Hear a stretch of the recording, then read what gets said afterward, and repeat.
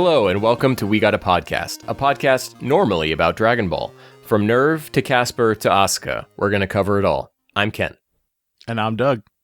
And I'm Randy, plus 8, plus 9, plus 10, plus 11, plus 12. That's a lot of numbers. But I understand that reference.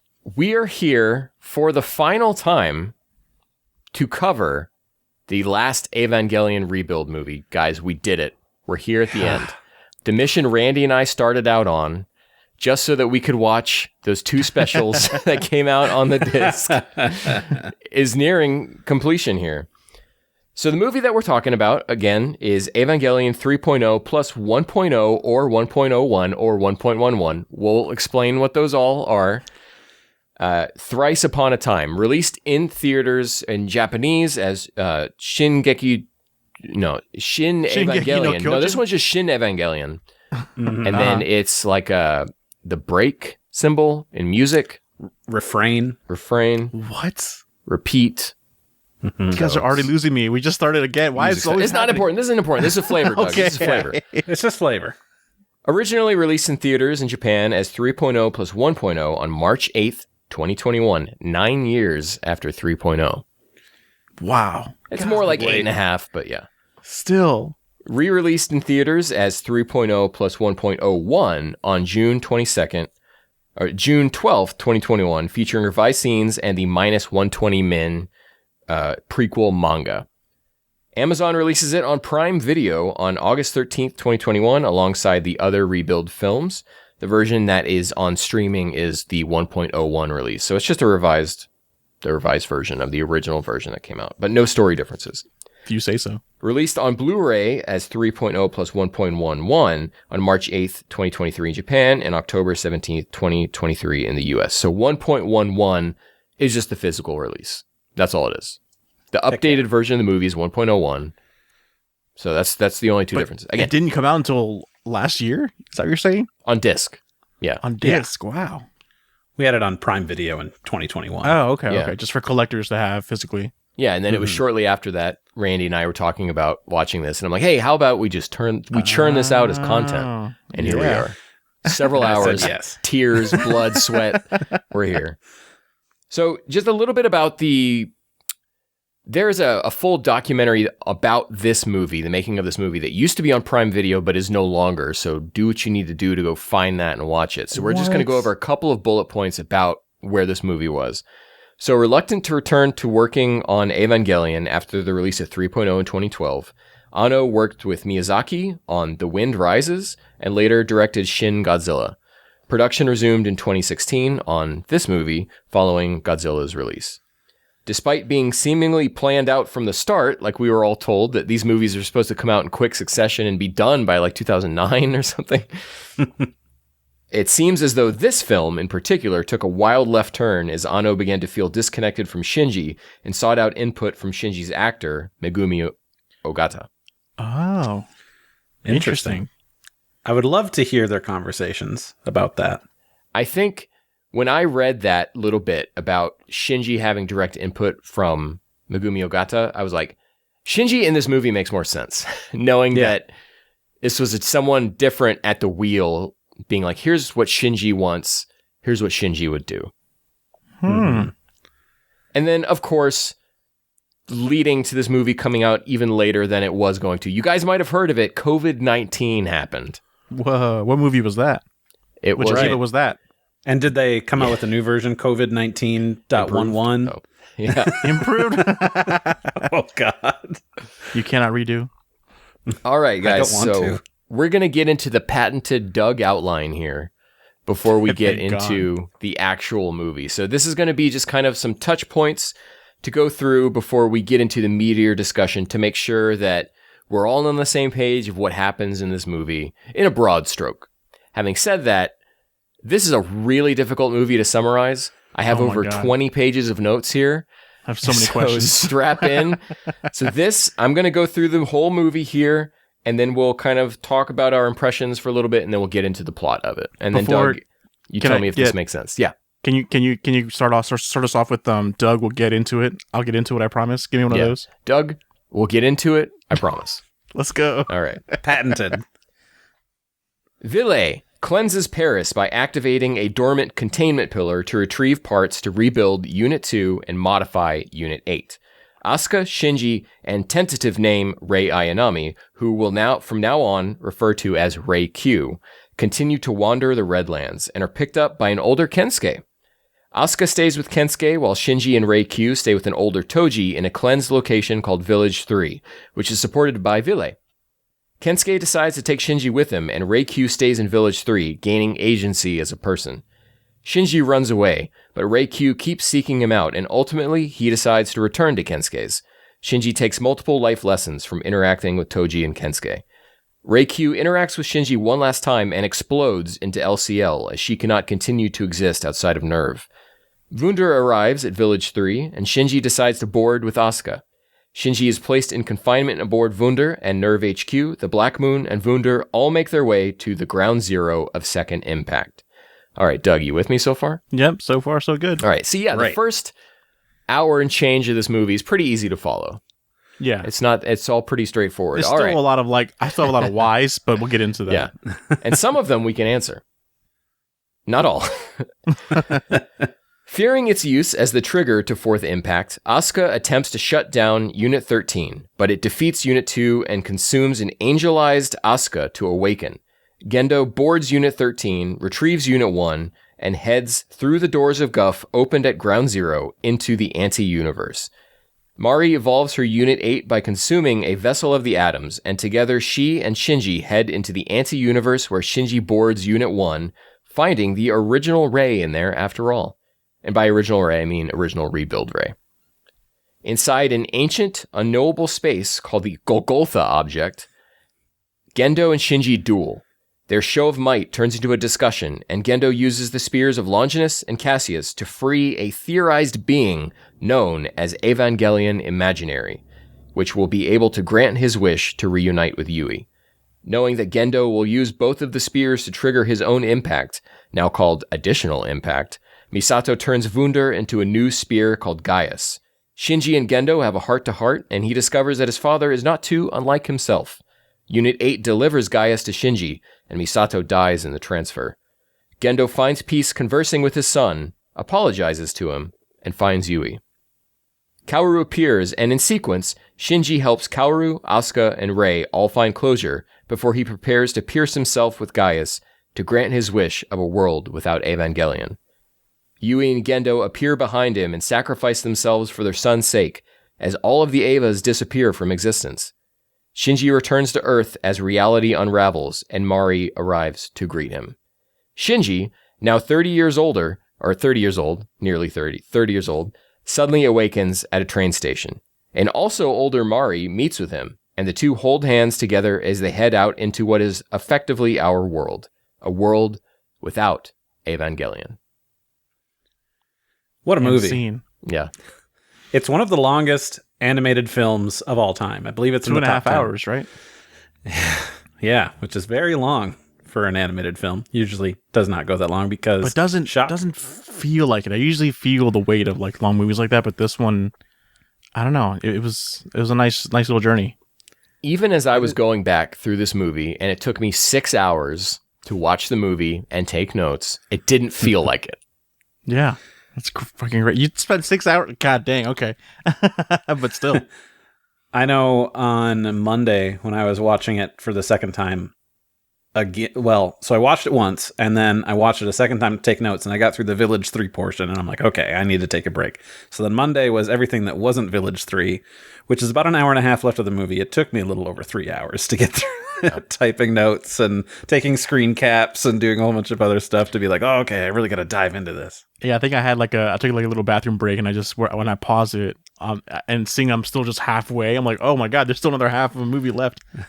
When I watched this movie for the first time for this rewatch, I watched it a few weeks ago, and I watched it in one sitting. I didn't pause a single time. It just boom, boom, boom, boom. It's such a perfectly paced movie. I think this is, before I said, oh guys, I don't know which one is my favorite baby, this is my favorite baby, I think, by far. All right. Over 3? Okay. Over 3 and over 2. I think this is a perfect movie. I think it's perfectly paced. Everything that happens is perfect. The ending is an impossibly perfect ending, not just to the rebuilds, not just to itself, but to the franchise as a whole. Yeah. How do you do that? On so many levels, that ending. I gotta admit, sitting through the movie for 90% of it, I'm just like dumb brain, like what is happening? But the ending, even a simpleton can see that and feel that, and just like, it was such a beautiful. I love it. I tear up every time. Yeah, I know that I had said coming into these that I didn't really much care for the rebuilds, or didn't really find or look back on them and have a lot of fondness or affection. And I'm so glad I've been watching these movies with you guys, because I think I've turned around on that. I still think the TV series is the better product, but this is very, very good. Especially this movie. Very, very emotional, incredible. And I don't know why I felt the opposite of how I do now. I think it's apples and oranges, and I think everything's great. I think it's all a package deal. Like you're just supposed to watch them all together. Like it's one without the other feels like you're missing part of the story. Which is why Ken should play Crisis Core before Final Fantasy VII comes out. For the exact same reason. Doug, I want you to go through and find me the best compilation of the cutscenes. I'm gonna make you a PowerPoint presentation, and just like, you're not gonna play the game. You're just gonna like the points that you're tell missing. me the important bits. Yes. Okay, yeah. Because I don't know. I don't think I need to play it, but oh my god, I think they'll tell me everything I need to know in that game. Anyways, this is not the Final Fantasy podcast. I'm just like, so overall, we all love it. Oh yeah, it's perfection, almost as good as GT. I feel like a lot of it. From the beginning, I was like, I fucking hate this movie. It starts out the same way with like just the techno babble and then the cat girl singing cat songs, and it's just like, I don't know what's going on, because I'm trying to read, but I'm like, oh, that's not important. I should be looking at the screen, and like, oh, I'm missing the battle stuff. I couldn't tell you what happened or anything like that. You're not a Star Trek guy, are you, Doug? I'm not. I'm not Star Trek. See, I guess for Randy, just fucking Anno just jerking himself off, and just like, wouldn't it be cool to have huge battleships in the sky and they all form to something, and then what do they do? I don't know, but it would look cool. Like, I feel like it's that. I think for Randy and Randy, I don't want to speak for you, but I'm going to. We're so used to technobabble that it's like we learned to look past it. And the technobabble's there. We're just like, okay, show me the real meat here, because whatever thing is going on with the Enterprise's warp core, the specifics of it I don't care about. Just it's what happens that matters, and that's why. Well, I think that's why I should try and give the dub a shot, because then I won't have to read. Not for this movie. Not for this movie. Really? Oh boy. I will say subsequent viewings of Ava are great, because then you can pay attention to the technobabble. You know what to ignore. Yeah. Well, no. Now I'm ignoring the main conversation and I'm zeroing in on the technobabble, because I want to know, like, all the dumb things, the switches they got to switch. Like, that's exciting. I don't know. It's interesting to me of like, what technology did they invent for this going on in the background? But, whatever. We've been talking about the dub a little bit, and I should have talked about this in the production section, but I have the dub on when I've been going through taking notes, and Likewise. This is an atrocious dub. Not necessarily from any of the performances, although I do not buy Spike Spencer as a 3-year-old Shinji. I saw that on the credits, and I'm like, what? Spike Spencer did that voice? But he always has. The direction is bad, and then the editing process is especially bad, Doug. There is a part where there's a line that it's delivered by Ritsuko clearly, but they had Misato dub it, and Misato's the one saying it. And then there's a part where Fuyutsuki is talking, and he says the same line twice. It's 2 different takes. Oh, no. And they just left that in like that. Dang. It's just really bad. A lot of the stuff, like, there's a moment in here, we'll get to it, where Asuka says that it's too much of a problem living with the Lilin or something. And it's very clearly insinuating that it's because of her DSS choker. But the dub is like, I don't like living with Lilin. They're annoying. And it's like, okay, that's not what the scene is trying to tell us. You really here. take the meaning out of what she's saying. Yeah. Dang. Yeah, there are a lot of subtleties in this that I think they just kind of like, here's the line. How do we spice that up to make that sound a little more human? Explain that line when we get to it, right? Because I didn't catch what you just said about Asuka. When we get to that moment, we'll talk about it a little bit. Yeah. So, let's get started. This first part of the movie this first opening scene, I just have listed here as one full thing. Okay, so let me get through this, and then we'll talk about it. Please. Operation 0706, Paris, France. Ville has descended from the skies to oversee the decorization of the former Euronerve base. In order to accomplish this, Ville deploys Unit 8, accompanied by a fleet of floating battleships and Ritsuko's restoration team. Once restored, the containment pillar, seemingly left over by Euronerve in an unsuccessful attempt to restore Paris, will activate an anti-L system to negate the L density field in the area. As the restoration team begins decryption, a flock of Eva 42As attacks, each outfitted with a Spear of Longinus. To give them more time, Mari, in Unit 8, of course, intercepts and distracts wave after wave of 42As in a candidate for best action sequence in all of Evangelion. As Mari tears through the 42As, a positron cannon-armed 44C land battle variant and power supply customized 42Bs arrives. As the positron cannon charges up, the battleships rearrange to shield the restoration team. The cannon fires and hits, wiping out the battleships, but ultimately leaves the restoration team unharmed. Unit 8 catches up and engages the 44C, smashing the Eiffel Tower into its AT field and destroying it. The restoration team activates the anti-L system and restores the old city area of Paris, allowing Euronerve facility systems to reboot and come online. With parts retrieved from Euronerve, including Jet Alone JA02, Unit 2 can be rebuilt from scratch, and Unit 8 can be modified to be, quote, overlapping compliant. Evangelion 3.0 plus 1.01, thrice upon a time. Dang, that's when the credit kicks in right then. I feel like it was way later. Well, this does have a halfway through an eye catch. Yeah. Oh, maybe that's what I'm thinking of then. Okay. Wow, I love this scene. This scene's incredible. For me, the moment that really cinches it is Mari having to pilot this like a wheel. And the way they have to animate her looking behind her. That's the only thing I remember. Yeah. It's just like her. Yeah. I love it. Yeah. It's so good. I was playing some of the music from that portion right before we started. Man, they kick you in the face with a great soundtrack right from the start. Oh, yeah. Yeah. The battle, so great. I love to see Ritsuko out doing stuff because I secretly What is she doing? So they have this pillar, right? And it's not working.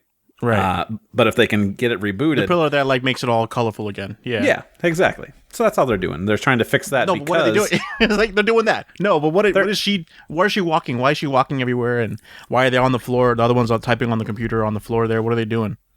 Well, she's the boss. So you walk around and make sure all of your workers are doing the job and offering advice for what they need. And they are hacking into the system because they're not Nerve anymore. They're Ville. So I'm sure all the codes have changed. You got to be a hacker. You got to be tip-tapping on your keyboard to get in there, finding the passwords, you know? So you don't know either. Okay, I just thought maybe there was something that they were... What exactly is the time limit they're up against? Is it the L density field, or is it like their decryption has triggered some antivirus? So there is an explanation. There's a shot where one of them is hacking. You can see the thing that they landed on to get down here is not slowly started to become coreized. Oh, okay. So clearly there's a point where they're all going to be infected from the radiation. So turned into that's the time limit, because that was the thing that was like, what are they? Why are they such in a rush and everything? And it's the L density field that they're in. Yeah, gotcha. Right. And then also because they've got invading A22s, 4784. Yeah. So Doug, you probably saw in the subtitles it says 44As or 444C. A lot of letters, a lot of numbers. Bs. Yeah. But the way and I didn't catch this until I was listening to it dubbed, but they say 42A instead of 44A. Or 44A, implying that these are all part of the Evangelion Mark IV system that we saw in the last movie. So just a continuation of that series of what later are referred to as mock Evangelion, right? That Nerve has been producing. That's the thing that's a shame in series, that it becomes a trope where once they mass produce something as an enemy, they become easily killable. Like, it's just like, where before one-on-one is such a deep battle, but now it's like, now 1 against 10,000. It's like, okay, now, like, they just show that Kagebunshin no Jutsu is like left and right. Yeah. I do really love the little I don't know, nod or whatever you want to say, but when they get everything booted up and they're like, all right, cool, we've got more parts so that we can fix stuff. And also we have Jet Alone 02 to work from. Doug, I'm not sure if you remember Jet Alone. There's an episode in the original TV series where Ritsuko and Masato go to a conference where another company is like, you know what's kind of dangerous? Evangelions. You know what we built? A robot. And it doesn't need a pilot. And we can go in there and we can stop the angels, and we don't need this very expensive, organization for it. Yeah. And so Ritsuko sabotages it so that it goes wild and just starts running across Japan, and it's got a nuclear reactor in it that will go bad and explode. So they have to have Shinji. She did that? Yeah. Yes. It's like one of the only episodes where they're not fighting an angel. Yeah. Yeah. So Shinji carries Masato in there. She's in like an anti-radiation suit and is trying to shut it down. Remember that suit?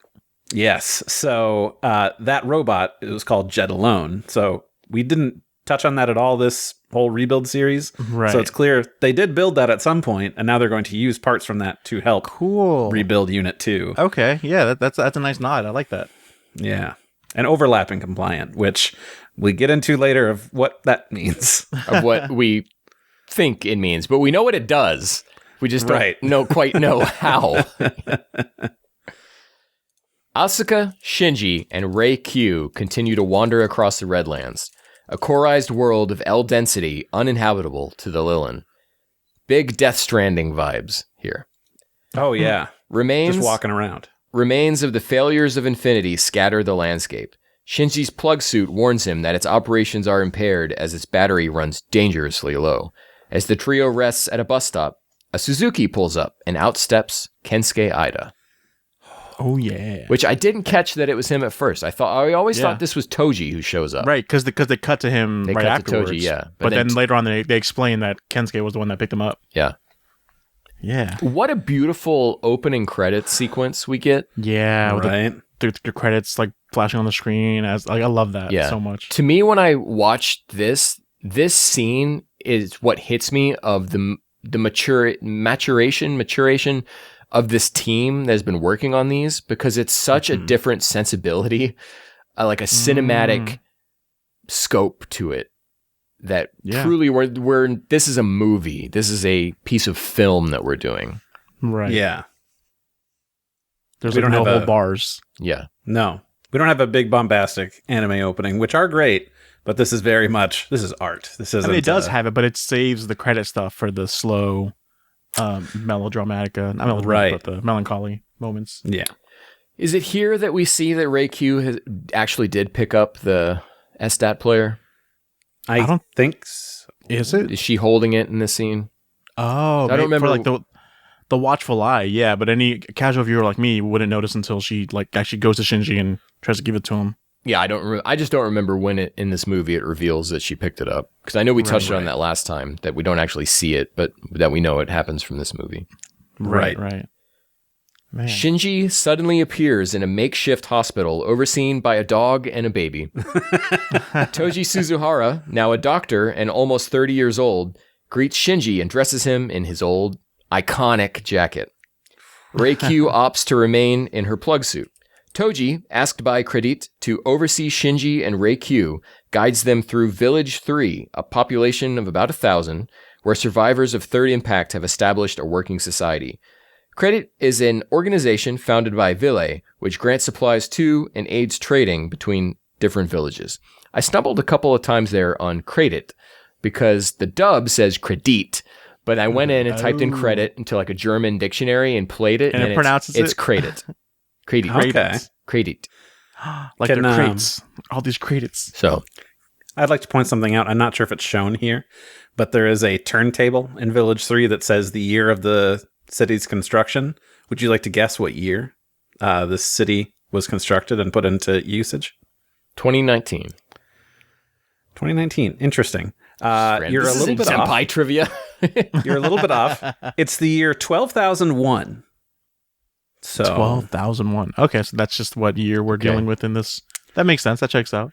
That makes sense. That checks out. The original series took place in 2015, and it's been 14 years. There's clearly a different calendar at usage in here. I'm not sure exactly who all uses it, but there's another There's another thing we see that shows a different year. So it's clearly somebody's using this calendar.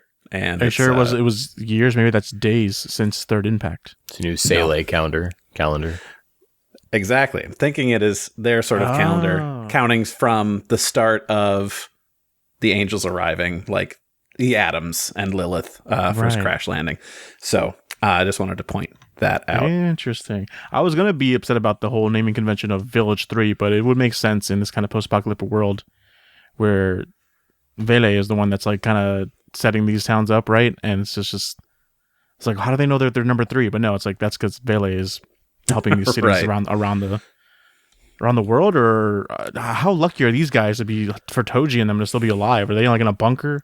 Yeah, we don't know exactly what happened, but they at some point, they were saved, and you have to assume that there were other containment pillars set up at different nerve branches. Of course, Euro Nerve wasn't able to get theirs running, but so you have to assume that some of the other nerve branches were, and so probably different people who were associated with Nerve or near Nerve in one way or another might have been saved. I mean, what a treat that we do have these characters back, like as adults, is just a great. Oh man, it feels so nice and warm, doesn't it? Especially how mature they all are now. Really helps having seen the TV series, because I feel the rebuilds don't do enough character building to really get you invested in these characters. But as a person who has watched the TV series since I was 14, like seeing them, that's an emotional hit for me. That I was just same age as you are now, kind of deal, like with the same time span. Well, exactly. And I love. I'm still like, when am I going to grow up and be like them and be mature? I love it too because in the last movie, there's no indication that these characters are alive. There's no indication that anyone outside of Vile is alive. Mm-hmm. You're the same as Shinji when you see the Toji jacket. And you're like, oh my god, Toji! Like, what happened to him? This is such a kind-hearted movie with the best intentions from, there's it's perverted, but from top to bottom, like, it's just so unlike anything else. It's it's Anno being like, hey man, it's going to be all right. Right. Yeah. It's 20 years of Anno being able to sit down and think what he wants to do. He went to therapy after this. Yeah. Probably, yeah. Toji brings Shinji and Reikyu home for dinner and reintroduces Shinji to their class rep, Hikari, Toji's wife. Reikyu reveals that she's not the Ayanami they knew, and they cheerfully call her Miss Lookalike. Rei is enamored by their daughter, Tsubame. Reikyu doesn't know what the original Rei would do, which is also something that happened in the last episode, or the last movie we watched. But Hikari proposes that since she isn't the original Rei, she should do what she wants. Over the course of our time in Village 3, Reikyu continues to have a series of first-time experiences that open her eyes to the world around her. This is kind of a catch-all, because a whole lot of the Village 3 stuff is Rei being like, oh, what is goodbye? Yeah. What is thank you? So I've just kind of consolidated all of that here. It's all great. I just didn't want to touch on it every single time. Yeah. All adorable and all just so great. And then seeing the progression of the village, they introduce Miss Matsutaka or something, who's pregnant, and then she gives birth. There's the pregnant cat, and then Rei sees the cat later with its kitten. Yeah. So there's just so much. I'm like getting chills in my arms about this. Yeah. There's just so much that's just beautiful about seeing the world through Rei's eyes, when in contrast to the last movie where we saw everything through Shinji's eyes, and it was disastrous. Right. We'll think of it through Shinji's eyes as well, like how frustrated he must be. Well, I don't know if he's thinking about it or not, but how he met Kaoru and how like suave and smooth and cool he was, and so like he's like a people person and he can talk to people and like no one he must be happy. And then Shinji tries to do it himself and like to no avail. And then the complete opposite of Kaoru, this Ayanami Q, who is the most awkward of all awkward because she doesn't know what anything is, and she still has a nice life and is happy as well. So Shinji's like, what the hell am I doing wrong? I'm sure he's not thinking that in the moment. He's still like traumatized from the whole Kaoru thing. He still resents her too, Yeah. Probably even more resentful. Like she's telling him how happy she is and being in the village, and like, fuck you. Why do you get to be happy? There is one tiny little Rei moment that I didn't catch until my second time watching it, which is she goes to the bath after working at the farms that first day, and it shows their clothes, and everybody's clothes are there, and then her plug suit is just kind of laid on top of everything. The second time we see them go to the bath, we see that same shot, but her stuff is neatly folded. So she's like, "Oh, I fold my clothes. Yeah. That's what I need to do." But I'm it's so. Why did this activate in her now? Because it's ever since the tape player got fixed and like she saw the original Ray, like she's able to have feelings, or was she always able to have feelings, but she just was always secluded? Because I feel secluded. like Harry Potter was always secluded under the cupboard under the stairs, but he still can function as a human. You'd be weird. You'd be actually a weird person if you went through that, but I don't think you'd be as I am your Ray. So the last time we talked about this movie, I was theorizing that Kaoru releases, like Ray was in the music player and Kaoru releases her, and then Ray Q gets a vision of this released original Ray. I don't think that's the case anymore. I think there is still an echo of Ray in that music player, that Kaoru did something, because the scenes are right next to each other, with Kaoru fixing the music player and then Ray appearing to Ray Q. So I think there is something there. Yeah, and I want to think that too. I think it's just an echo of her that just got released or something. And it is that echo that really begins Ray Q's character arc from the last movie into this one. So I think, it's spurred on by that. Yeah, it's like an on switch for her. Like, right. She sees this other Ray. It's like, oh, I can deviate. And then she starts like, oh, let me learn. And learning is deviating for her. So yeah, it's so great. I'm going to be devil's advocate against this and say that I've completely switched. And then I'm like, no, it's just kind of a memento that now links Shinji to Rei because of things. Because there has been an issue in Evangelion in the past where, because of editing, you say like, oh, they had this and then this shot right afterwards, so there's got to be a link, where they did that in the past and they had to go back and change it for subsequent releases because it gave people the wrong impression, which was in the original TV series. We all remember when Kaji gets shot. Yeah. The original cut of that show, he gets shot, and the immediate next cut is Misato's room with like her nameplate. So people are like, Misato did it. Misato killed Kaji. And Anno had to be like, no, that's not who did it. And in subsequent edits, changed it. So that's no longer the shot right afterwards, so that people don't get that impression. So here's my devil's advocate for you. Oh, here we go. This is an Anno who now knows that people are subject to that. And they haven't changed it for these movies. That's true. Well, until they gave Otakon the release of 3.0. Yeah. Or let Fuyutsuki have the same line twice in a row. But ultimately, like we've said before, there is no Neon Genesis Evangelion Rebuild 2 for the PS2 to cover this. True. Right. So really, there is no right and there is no wrong. There's just what you think happened and what makes you feel comfortable. It's all okay. Yeah, that's true. Don't worry about it. All good. Man, Shinji was I was afraid he was going to be like this the entire movie. Just sulking and not even saying anything, not eating. Yeah, you can really see why Anno didn't know what to do. Yeah, I guess so. I mean, it's really great that you said that Megumi was her name, that she got input as well, the voice actors for Shinji. Yeah. Like the gutter, when Shinji starts talking again, or at least forced to by Rei on that wherever they are, she gives Shinji like a guttural like the frustration, like girl, and like you feel it, like she nails that, like that delivery of like, wow, that's like real pain in there, real, like I forget what incited that, but it was very understandable. Oh, we're not there yet. Okay, yeah, no. Kensuke arrives at Toji's house and reacquaints himself with Shinji. Shinji leaves with Kensuke, and Reikyu stays with the Suzuharas. When they arrive back at Kensuke, Shinji finds Asuka, who's been staying with Kensuke to distance herself from the Lilin due to the DSS choker on her neck.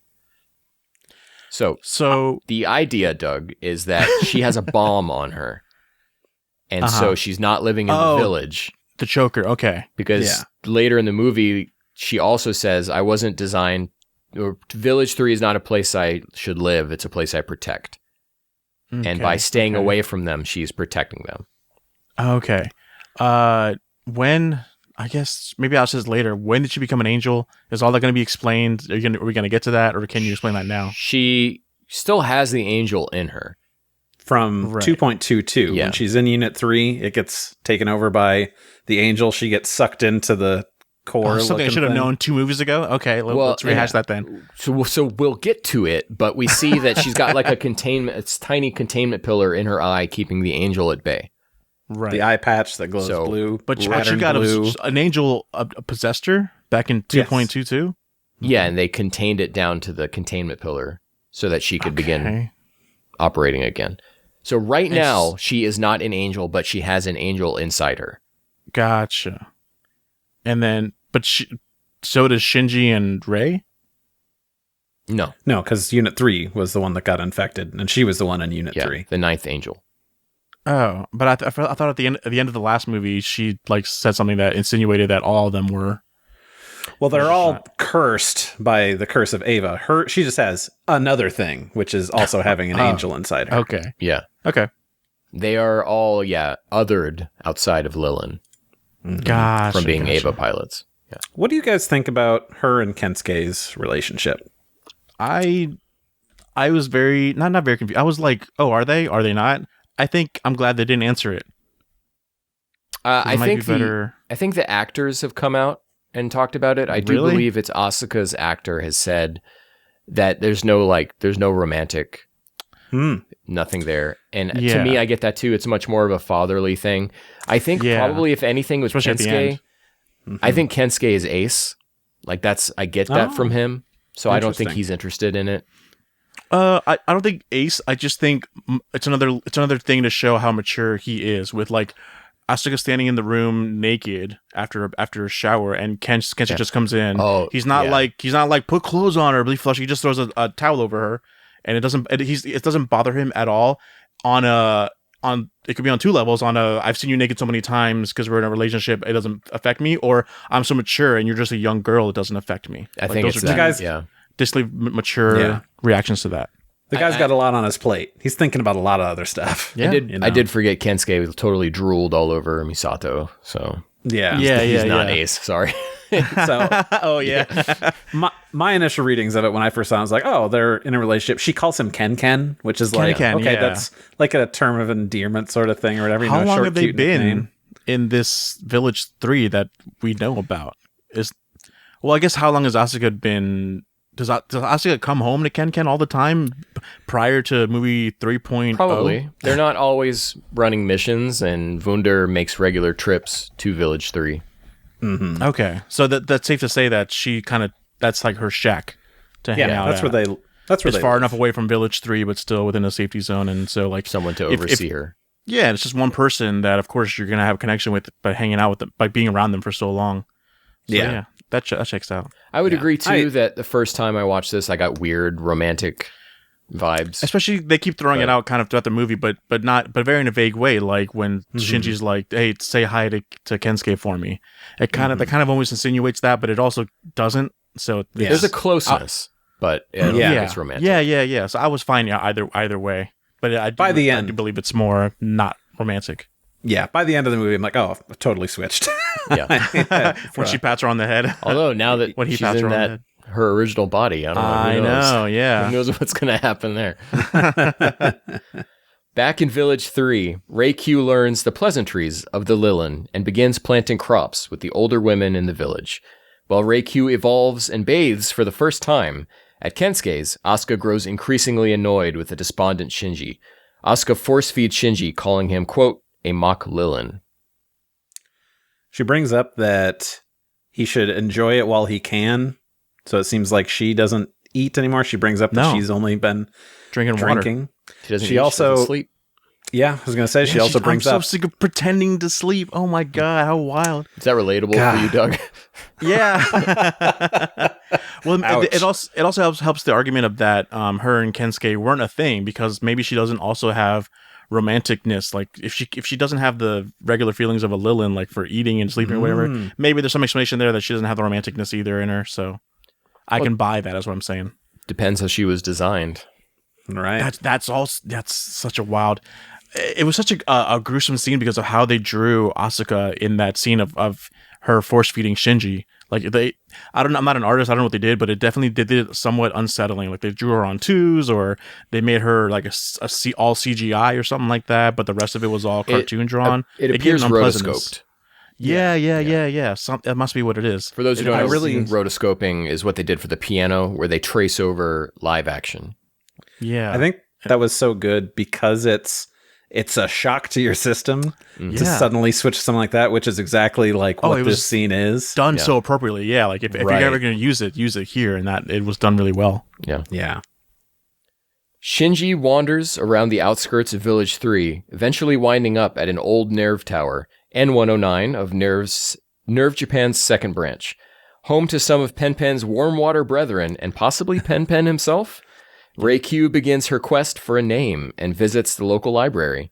As Asuka laments her loneliness, she's visited by, quote, original batch, Rei-Kyu, looking for Shinji. Asuka states that, as Eva pilots, she and Rei were designed with certain limiters, inefficient emotions, and that Rei herself was adjusted by Nerve from the beginning to like Shinji. Did she say both or just Rei? They're Like both. What do you mean? Okay, so Both her and Rei were designed to like. Yeah. No. Only Rei was designed to like Shinji, but they both were modified to have certain limiters and have certain. They're both products of Nerve. Yeah. No, I got that. I was just more about the liking thing. Oh yeah, Right. Because liking the third child. Randy with Gendo, I had is Keikaku. Yes, of course. I actually have 3 points, and I'll go to that one first, which is we had talked about Gendo's Keikaku.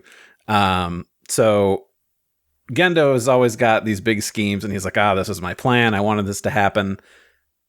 Having Rei be programmed from the start to have an attachment to Shinji shows that he wanted what happened at the end of 2.22 to happen, to have them have such a close bond that he pseudo-evolves Unit 1 in order to save Rei and start near third impact.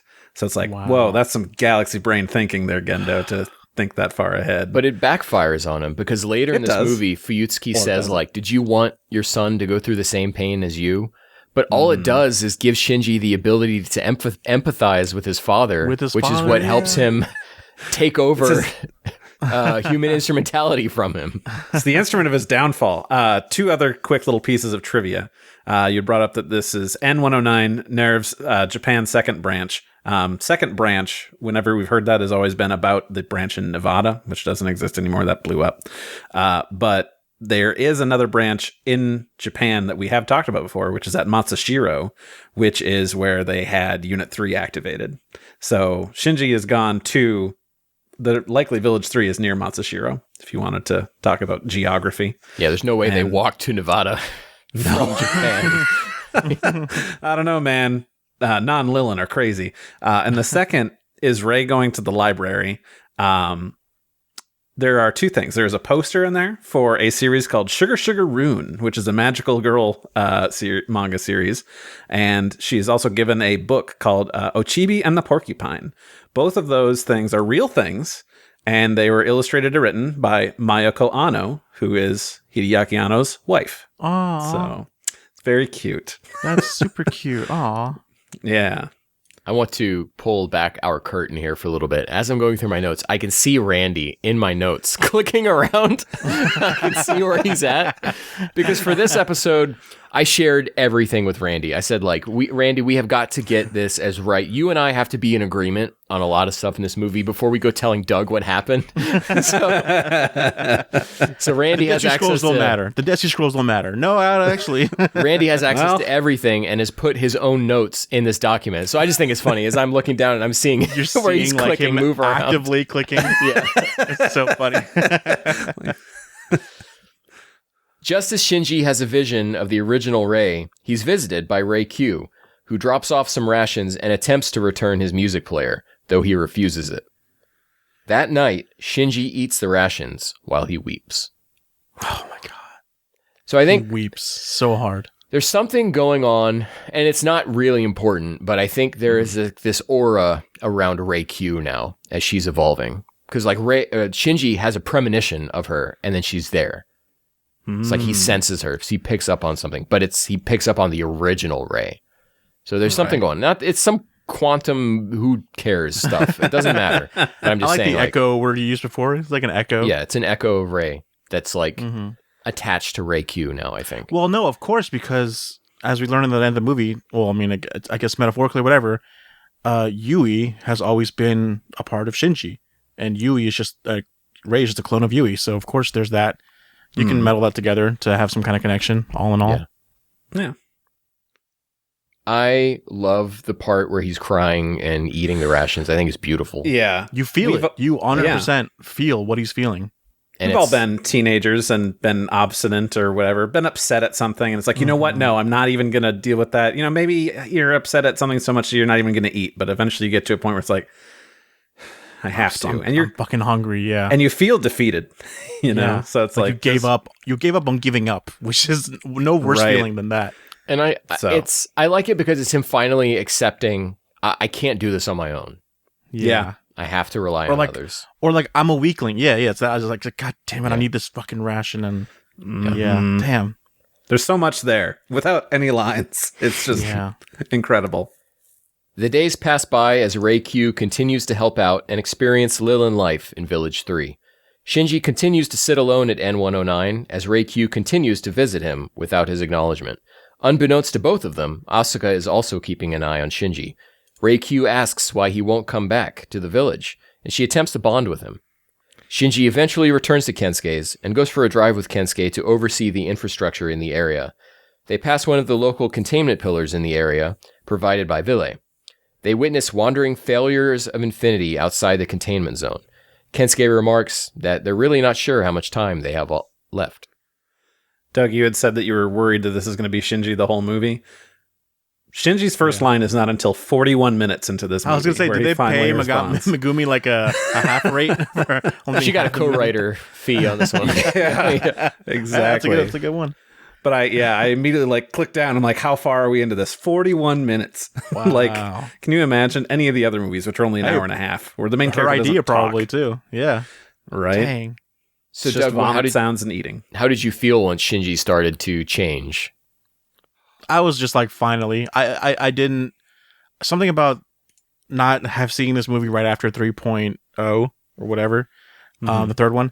You lose a little bit of the me, because my memory is so bad. You lose a little bit of like, why does he care so much about Kaoru dying? Like, yeah, get over it. Everyone's seen shit, but he really does blame himself for near third impact and for third impact and just Kaoru dying as well. And I don't know. You really have to empathize with how closed off he is to everything, even though everyone's doing their best to show that they care If you in their own way. if you think back to End of Ava, Doug, did you ever rewatch End of Ava when we covered Yeah. that on the podcast? You did? Okay. I think so. Yeah. End of Ava happens right after Kaoru dies, and Shinji is just like shut down. And remember, Yeah, like that's true. he's hiding under the stairs, and Misato has to drag him through and everything. And he won't get in the Ava, and so Same deal. it's just it was Shinji pushed to the brink when Kaoru dies, and it takes him a long time to come back. Except in the last one, he didn't get to really come back naturally of his own accord. Right. Whereas now he's coming back. It's his choice. Yeah. I think Man. what I think what just kind of got me a little bit was just that him seeing his old friends again and not having any reaction to it. He's so bummed about Yeah. what happened to Kaoru that he has not even like a whoa, it's Toji and whoa, it's Kensuke, like nothing. I want to also, we talked about, did she get half the rate for not talking for all of this? The delivery, when he finally does talk, of like, why is everybody doing this? Why do you keep bothering me and stuff like that? And Ray just saying, we all like you.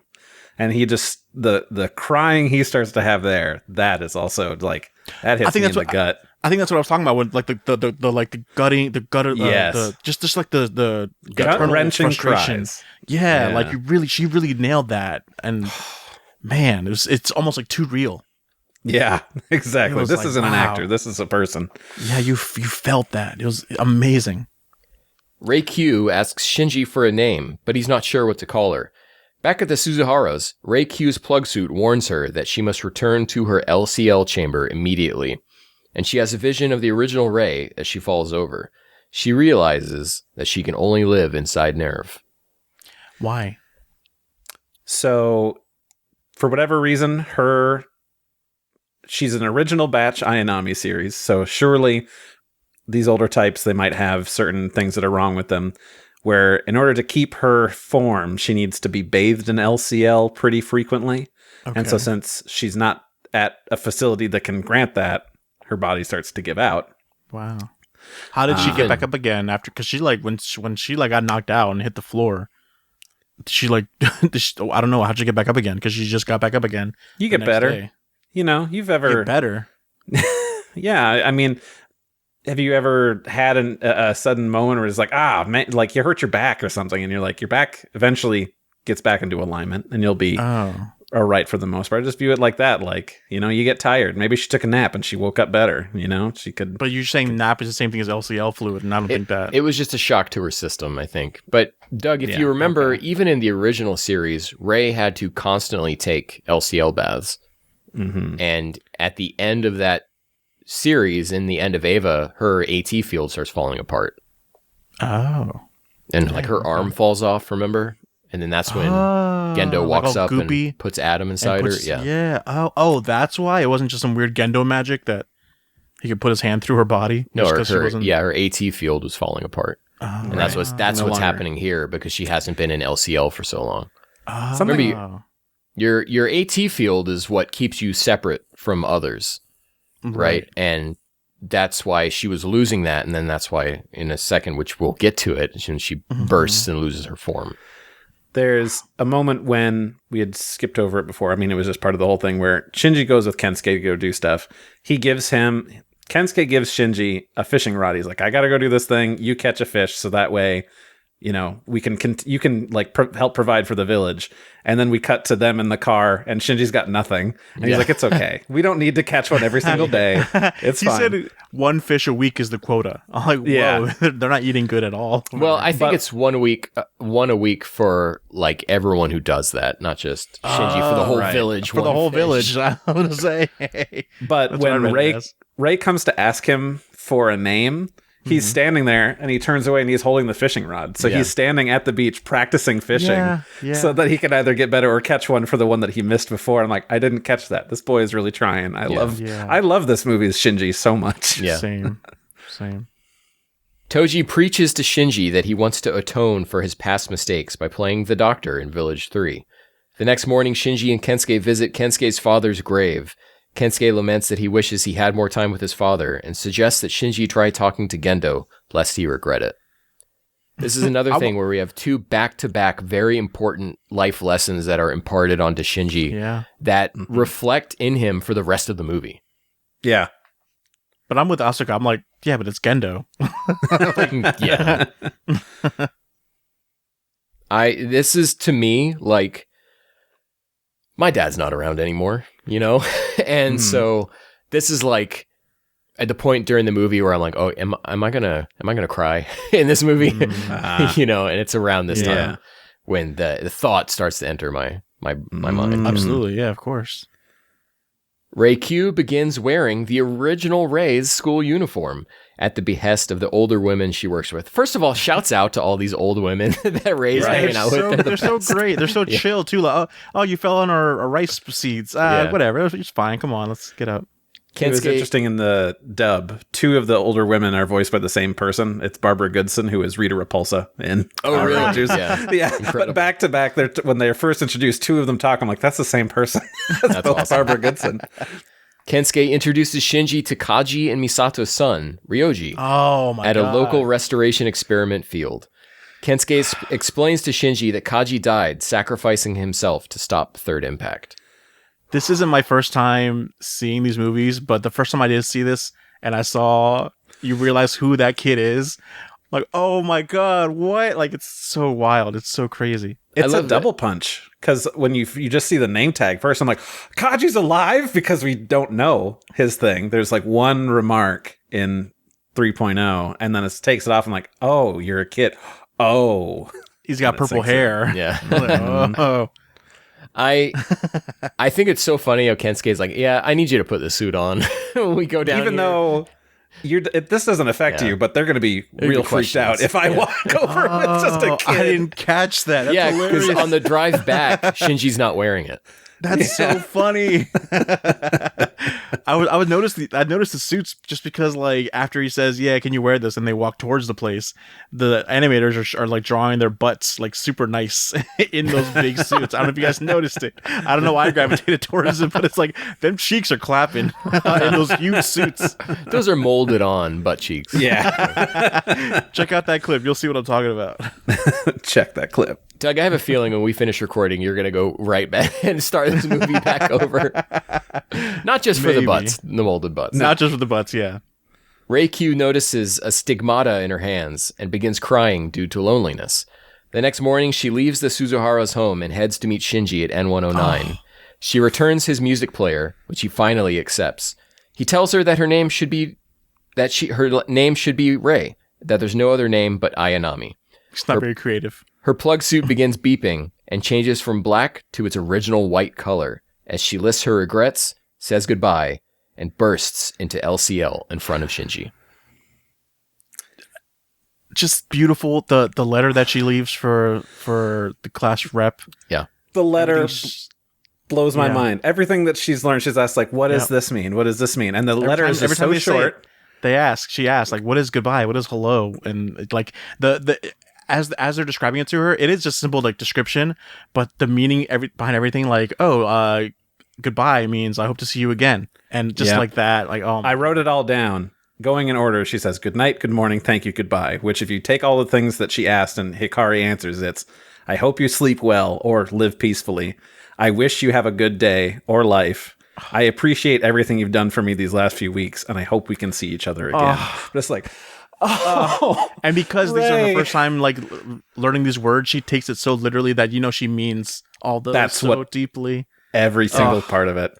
And things to just it shows up and I'm just like, I want to write that down just because it helps it sink in. She bursts into LCL and Shinji's holding her plug suit and there's just a little cross levitating there before it disappears into a rainbow. And that's whenever an angel dies, that's what happens. So it's like, I don't know, playing with both things because she is, in the TV series anyway, built from Lilith. And also like, I don't know, she's just sweet. She was an angel. And it's just, But how traumatic it should have been to see that happen to someone you care about again or whatever. It's very like it's not traumatic. He's gone through a lot and he takes it very differently. Should have been, but new Shinji's like, fuck that, I'm taking action now. Yeah, he's like, I cannot let this happen again. I have to atone you see his for eyes. Yes, the slight redness on the outside of the rims he of the was crying so hard, but he got over it. Like he had his cry. You need to cry. It's Anno telling us everything we need to know without having to show it to us, or even talk about it. So beautiful, so awesome. But it's very I don't know if I'm looking too literally into Ayanami blowing up, but as she takes steps back, is she taking 3 steps back, or is she saying 3 different things in 3 different universes at the same time? She's just taking steps back. You're thinking too much, Doug. The first time she took a step back, she took a step back pretty far up against the wall. She was already up against the wall, is what I'm saying. So I don't know if she could back up anymore, but she does 2 more times. So we went through it pretty quickly. Not really quickly. We've been doing this for an hour already, and we've only covered this first bit of the movie. But I just wanted to say, I said I cry at weird parts. Another part that made me really tear up, and this is going to be super weird, is when they get the new medical machine, and it's Toji and Kensuke talking about how they should be treating Shinji, and to like, were you being too harsh? Or like, we should do this, and like, I want to do this to help nurture him. And it's these 2 friends that just care about him so goddamn much that it just like, it really hits me, and it just makes me tear up. Randy, so much. It's like when you and I are like, how should we treat this for Doug? Should we explain this to him? I'm the Shinji in this scenario. I'm going to start crying. What are my rations? Wunder arrives at Village 3 to drop off supplies. Back in his school uniform, Shinji declares that he'll be going with Asuka to board the Wunder. She tasers him, and he wakes up suddenly on the Wunder, looking up at Sakura Suzuhara, who slaps him for piloting Eva Unit 13. Shinji is taken away to be stored in a blast chamber until the mission is completed. I'm coming. You're coming? I'm coming. Bet. Here's the rules. Yeah. Shoots in the face. She doesn't even question it. She's like, okay, boom. Bam. And she just had it out already. Yeah. She wanted a reason. What a great comedic beat after everything we've just been through. Yeah. Like, whoa. Was not expecting that, but okay. No. And Shinji is still kind of being treated like a second-class citizen in Ville. I mean, we find out all the reasons why and everything, and Right. that gets its own resolution. But here, it's like the expectation is that we're going through Eva 3.0 again with how he's going to be treated. Yeah.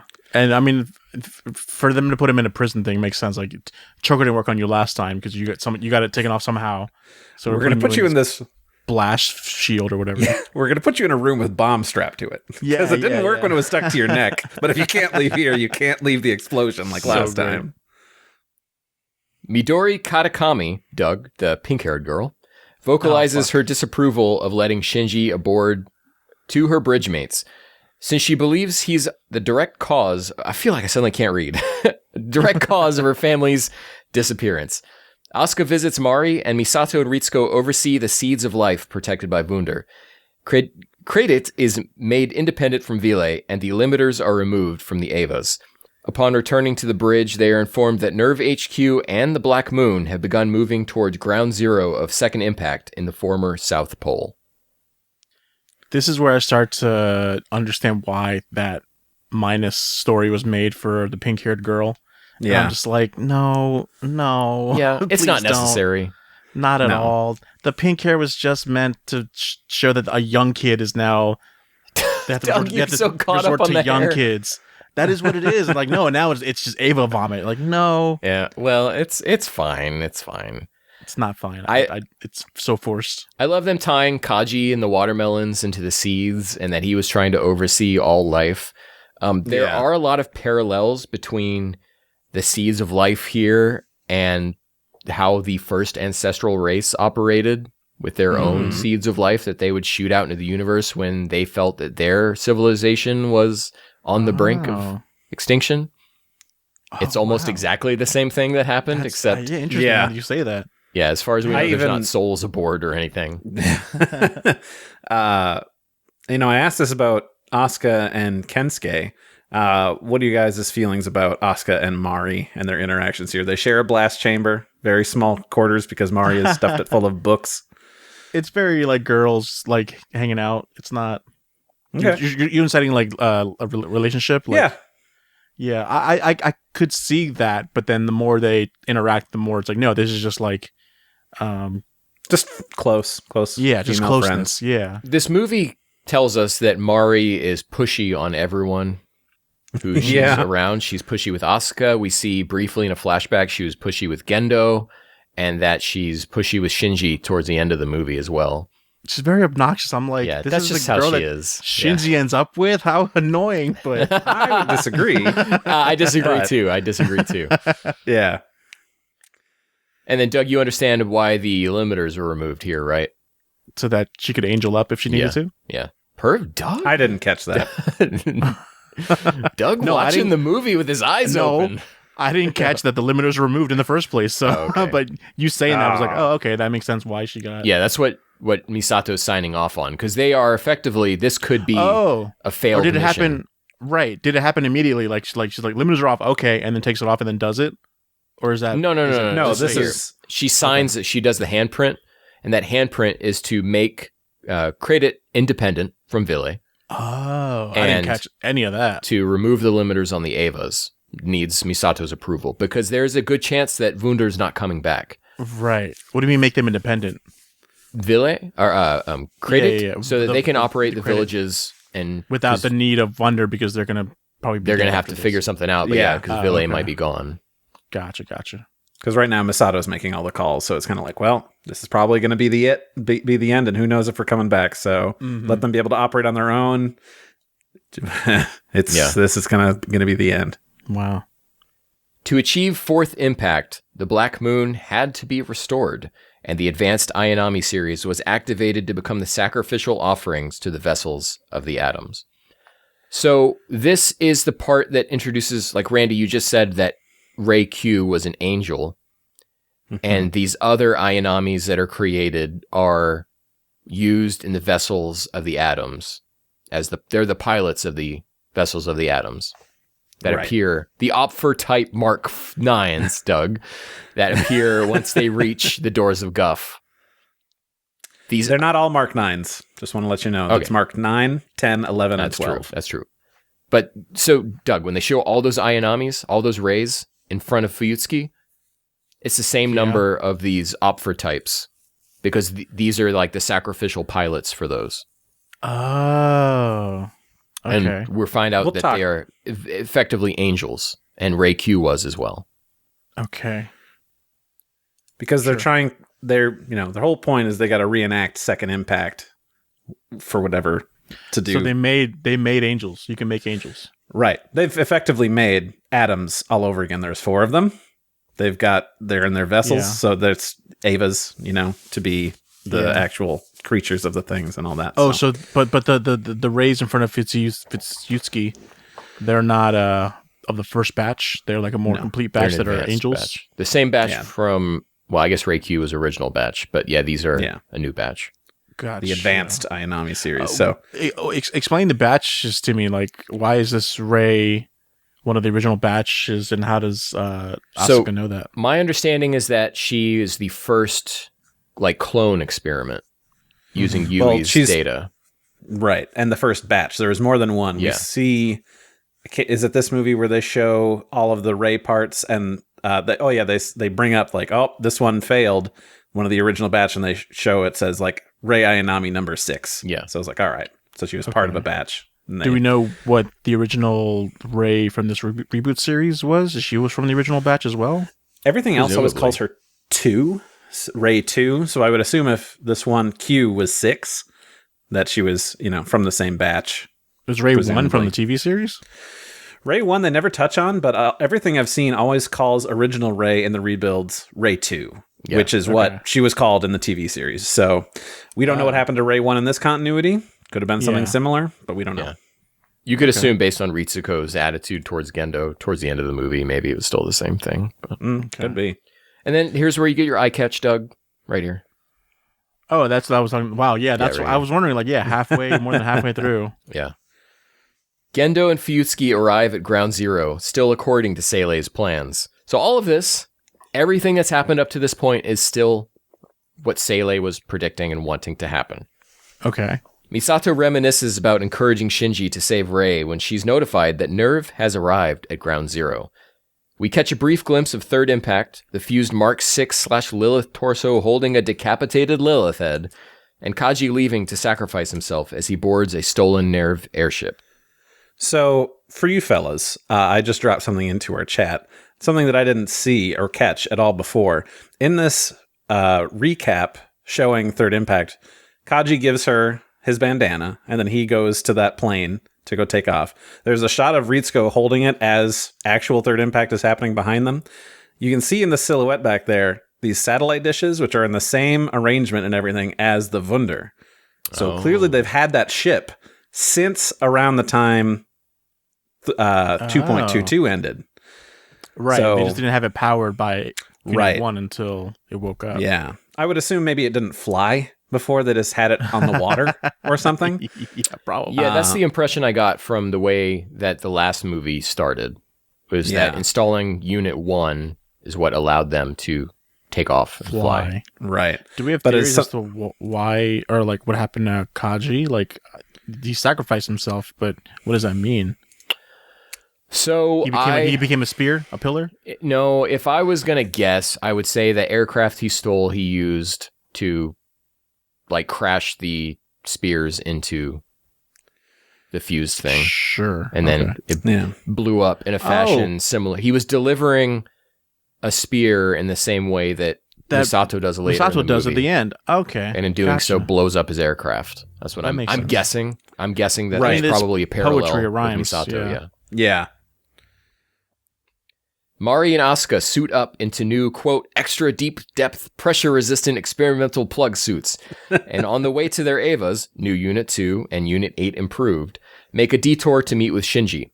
Mari puts her hands over Shinji's eyes and asks him to guess who it is. describing herself as a gorgeous gal with big boobs. She formally introduces herself to him, and Shinji and Asuka clear the air between them. Before the girls head back to their Evas, Asuka admits to Shinji that she had a crush on him 14 years ago.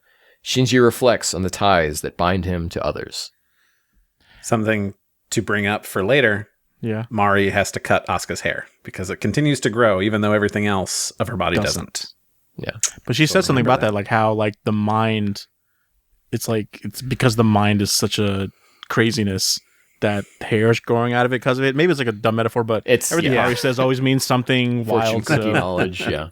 Yeah. That was something that was cool because the Asuka saying that, like, well, before this part, Asuka even tells Shinji, like, do you know why I was so angry and punched towards you that one time? Referring to the movie, like that punch of the glass. And we didn't really talk about that, but then after we had our discussion, I watched Mega 64. They do their whole like 3-hour discussion on this movie back when it first came out, and Raka was the one that caught it way back in that movie before this one was even like.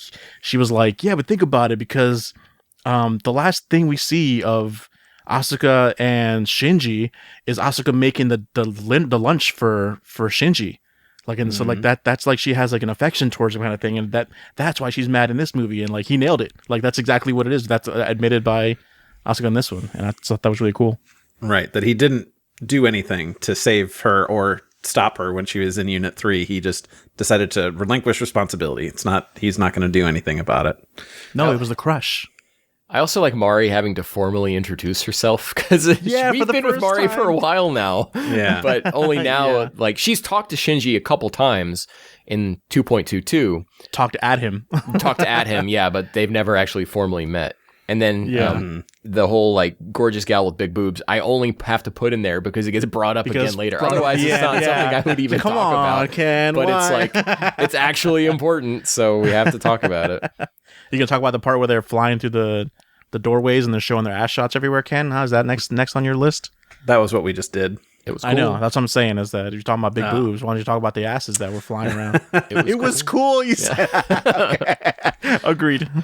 Wunder takes off to prevent Fourth Impact with a full-on assault on Nerve HQ at Ground Zero. They plan to execute, quote, Operation Yamato to neutralize Eva Unit 13. The seed storage units are launched into space. As Wunder makes contact with the L containment field barrier surface, they're attacked by the number 2 ship, Erlosung, piloted by Fuyutsuki. The two ships engage in battle as some 70s anime-type music starts playing. Wunder performs an emergency dive under the surface where they blitz through waves of Eva Infinities, but the number 3 ship, Erbsunde, greets them in battle. Wunder gets past Erbsunde and makes it to a lower layer where Nerve HQ and the Black Moon lie. For fun trivia, I'm bad at this. Erlosung? Erlösung means I don't know how to deliverance. Means deliverance or liberation in German, and Erbsunde in German means original sin. So, just some fun trivia. This is where the movie completely lost me all over again, when we start getting back into the action of everything and the weird looking shit. Where is the Wunder? It's in space? No, we're at the South Pole. What are they breaking through the little? Okay. I got it. I know how to explain it to you, Doug. I got it. Please. Doug, you know when you make pudding and you made it and you put the plastic wrap over the top and you put it back in the fridge and you come back to it the next day, you're like, I'm going to have some delicious pudding, and a skin has formed over your pudding. Yeah. That's the L, what is it called? That's the L containment field barrier surface. Oh, okay. So that's like a layer of very like solidified crust. LCL density. This is the L containment field stuff that humans can't exist in. Why did it create? Why is it a thing? From Second Impact. It has been like this for 29 years. In the North Pole, in South the Pole. sky. In the South Pole. Not in the sky. Well, I guess it is kind of, maybe. They don't exactly tell you what the depth that they're at, but... No. They're flying currently, and they kind of like touched it. Did they have to go? Okay. They were in space. You're thinking too much about Yeah. It's around the South Pole. Yeah. Yep. We don't know the exact... They're flying over here. They're flying here, and then, okay, now we got to go down. They didn't just go, okay, we're flying this low, and then, or whatever. Don't think about sea level anymore, because there's no ocean here anymore. So it's irrelevant. Think second impact. Yeah, basically. I like the seed storage units look like what come off of a dandelion. Yeah, they just sort of expand the things out, so now they get carried like seeds in the wind. They just go out throughout the universe, and presumably they never get those back. Those just continue to go out. I assume they're in orbit. Yeah. And that that's probably right. programmed by a timer, or there's a remote control where they can have them come back down. So you are correct on that. I forgot to make a note about it, but they say they put it at, I believe, at L5. Yep. And whenever correct. you talk about L in relation to orbit, they're talking about what are called Lagrange points. Mm-hmm. And Doug, you can ask JP all about this next time we play Mario Kart. But my understanding of Lagrange points is that they are somewhere in opposition with the moon's orbit. So basically like a perfect orbit around the Earth in which they will never like interfere with the moon or something like that. But there are these different Lagrange points around the Earth. Anyways, that's where the seeds go. What Basically, seeds? the seeds, literal seeds. Watermelon for seeds. Everything on Earth. That was Kaji's whole thing. And that was the original purpose of the Wunder. Oh, they're inside the ship and they're like looking at, okay, Yeah. I gotcha. And then before they go down to the South Pole, they launch all this stuff again because they're like, we don't know if we're coming back. Gotcha. And so we need to protect all of the stuff and put it out into space so that someday down the line, if they need to get this stuff down from space, they can. Noah's Ark type thing. Yeah. Specifically, they bring up that Kaji envisioned the Wunder as an ark to preserve life, and they're going to need to shoot these off for now because the Wunder needs to be a weapon to save humanity. Right. Yeah. So Wunder launches all guided munitions at Nerve HQ, causing a massive explosion and exposing Unit 13, who's still been like sealed up since the end of the last movie. In response, the Eva 7 series is launched, and Units 2 and 8 are sent out to combat the swarm. Asuka describes the 7 series as mock Evas. 2 and 8 launch a combined AT field to successfully tear through the swarm, and they land at Nerve HQ. So awesome. Asuka arrives at Unit 13, which she says is referred to as God's Eva, and attempts to deliver a shutdown override command, but Unit 2 launches its own AT field in fear of attacking Unit 13. Unit 13 doesn't have an AT field. I never caught this before. There's that one shot where you see up close the skull of a Mark 7, and I paused it and I zoomed in real close, and it's got like, glowing red eyes or lights in its sockets. Yeah. Those are actually really tiny little Nerf logos. Oh, really? That are lighting up. Yeah. Stuff you can't see on the bitrate provided by Amazon Video. Right. That 4K Exactly. Blu-ray. Exactly. What do you think about this part, Doug? I don't know what happens. I'm lost. So I I mean, think I saw Doug looking off to the side in another monitor. He's like, I'm checked out now. I'll just let them I'm talk trying to about watch the movie like after explaining it, but I'm like, I don't know what the fuck. So yeah, they just land. Just think about it. They land at Unit 13. Asuka has an override code that she has to deliver into Unit 13 to shut it down. But before or after Fuyutsuki comes with his ship. This is after that. Although there's After still that? one more Oh my ship to go. God. So okay, Doug, you know how like in anime when guys are like fighting and then a guy will go to punch and then as he goes to punch he like freezes in fear and doesn't punch. Yeah. That's what's Yeah. happening here with Unit 2. Okay. Because Oh, yeah, Unit yeah, I remember 13 that, doesn't yeah. have an AT field. It goes to do this and then it launches But instinctively. Asuka's has a field and it's scared of it, so it's No, not. this is Unit 2's AT field, not Asuka's. Oh, okay. That's made explicit. We'll get to it. Okay. Here, Unit 2 is afraid of attacking Unit 13. Gotcha. Yeah, I'm with you on that. Okay. Okay. Then you got it. You got it. Nerv's ships halt their... All right, Doug. Doug, I need your attention. I'm listening to you. I'm also watching it too, so I can see as you're explaining for it. the listeners. I'm a visual learner. Doug was looking off camera. Nerv's ship halt their attack on Wunder and descend further down into Ground Zero to Calvary Base. Wings of light flow out of Nerv's ships, and the Black Moon cleaves in two. Misato and Ritsuko remark that this isn't part of Seilei's plan, and as the Black Moon turns into a new kind of spear, they recognize it as an unpredicted additional impact. A great surprise attack by another Nerve ship, Gebet, crashes into Wunder. Translator's note, Gebet means prayer. I didn't put this in here, but Wunder is not the original name of Wunder. No. What's the original name, and what does it mean? I in have universe it. or out universe? In Universe. In universe. I'm scrolling through my notes. Please hold on. Yeah. I have 10 pages of notes. Okay. I got it. Tokyo 5. So, Doug, there's an insinuation here that Misato and Ritsuko know all of Seilei's plans. Yeah, So they have been granted access to the full Apocrypha.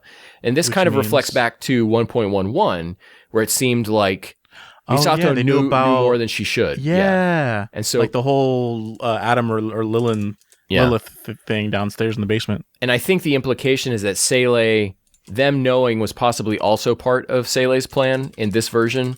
They weren't as necessarily as secretive. A lot of people know a lot more than they did in the TV series. And I think this is just reflective of that as well. Okay, yeah, that's cool. They have a full awareness. The Magi know a lot more and can detect the anti-universe and the doors of Guff and all sorts of stuff that you wouldn't have expected anyone to know about this kind of stuff in the original series. Even though they do know what the doors of Guff are in the original series and in End of Eva. They know a lot.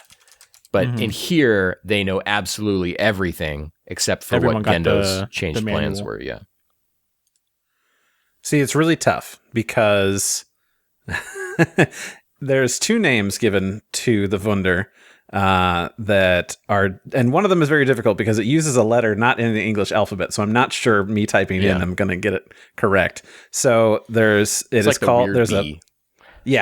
plaque, and then it says the original plaque for Busei, and then that second B is a weird one. Busei, according to this, is rogue or knave. So, rogue, they do take this away from there, so it kind of makes sense.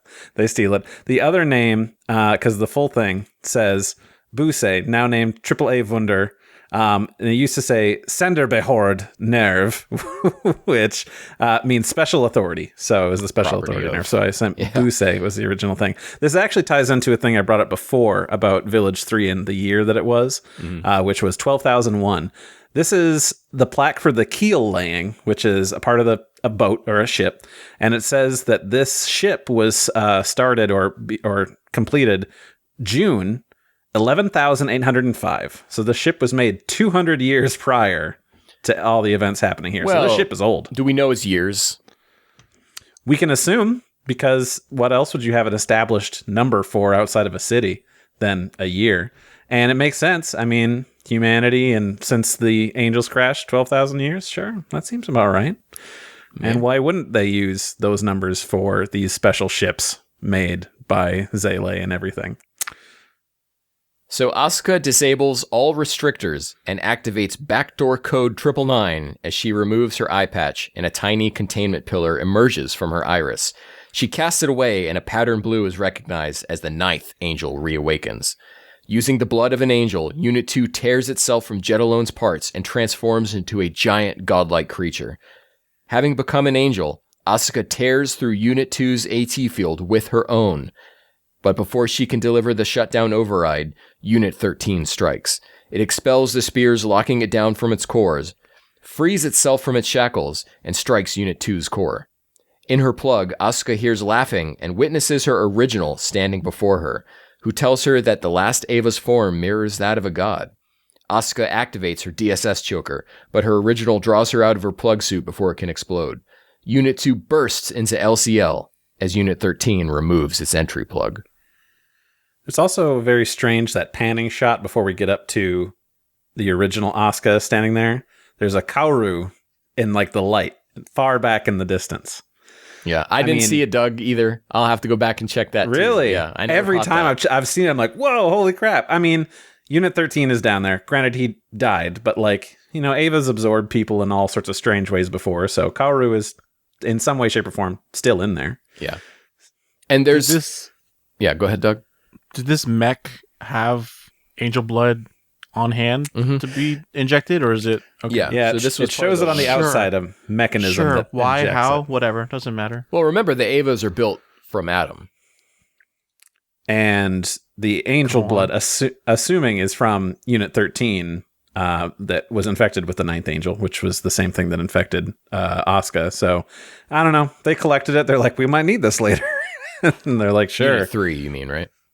Yeah, sorry, I meant Unit 3. They might have taken it from that. So who knows? I mean, they just had it hanging around, and she's like, I got an idea for this. What if you shove it in my Ava? Does that make it stronger? It does. Okay, well, that's science.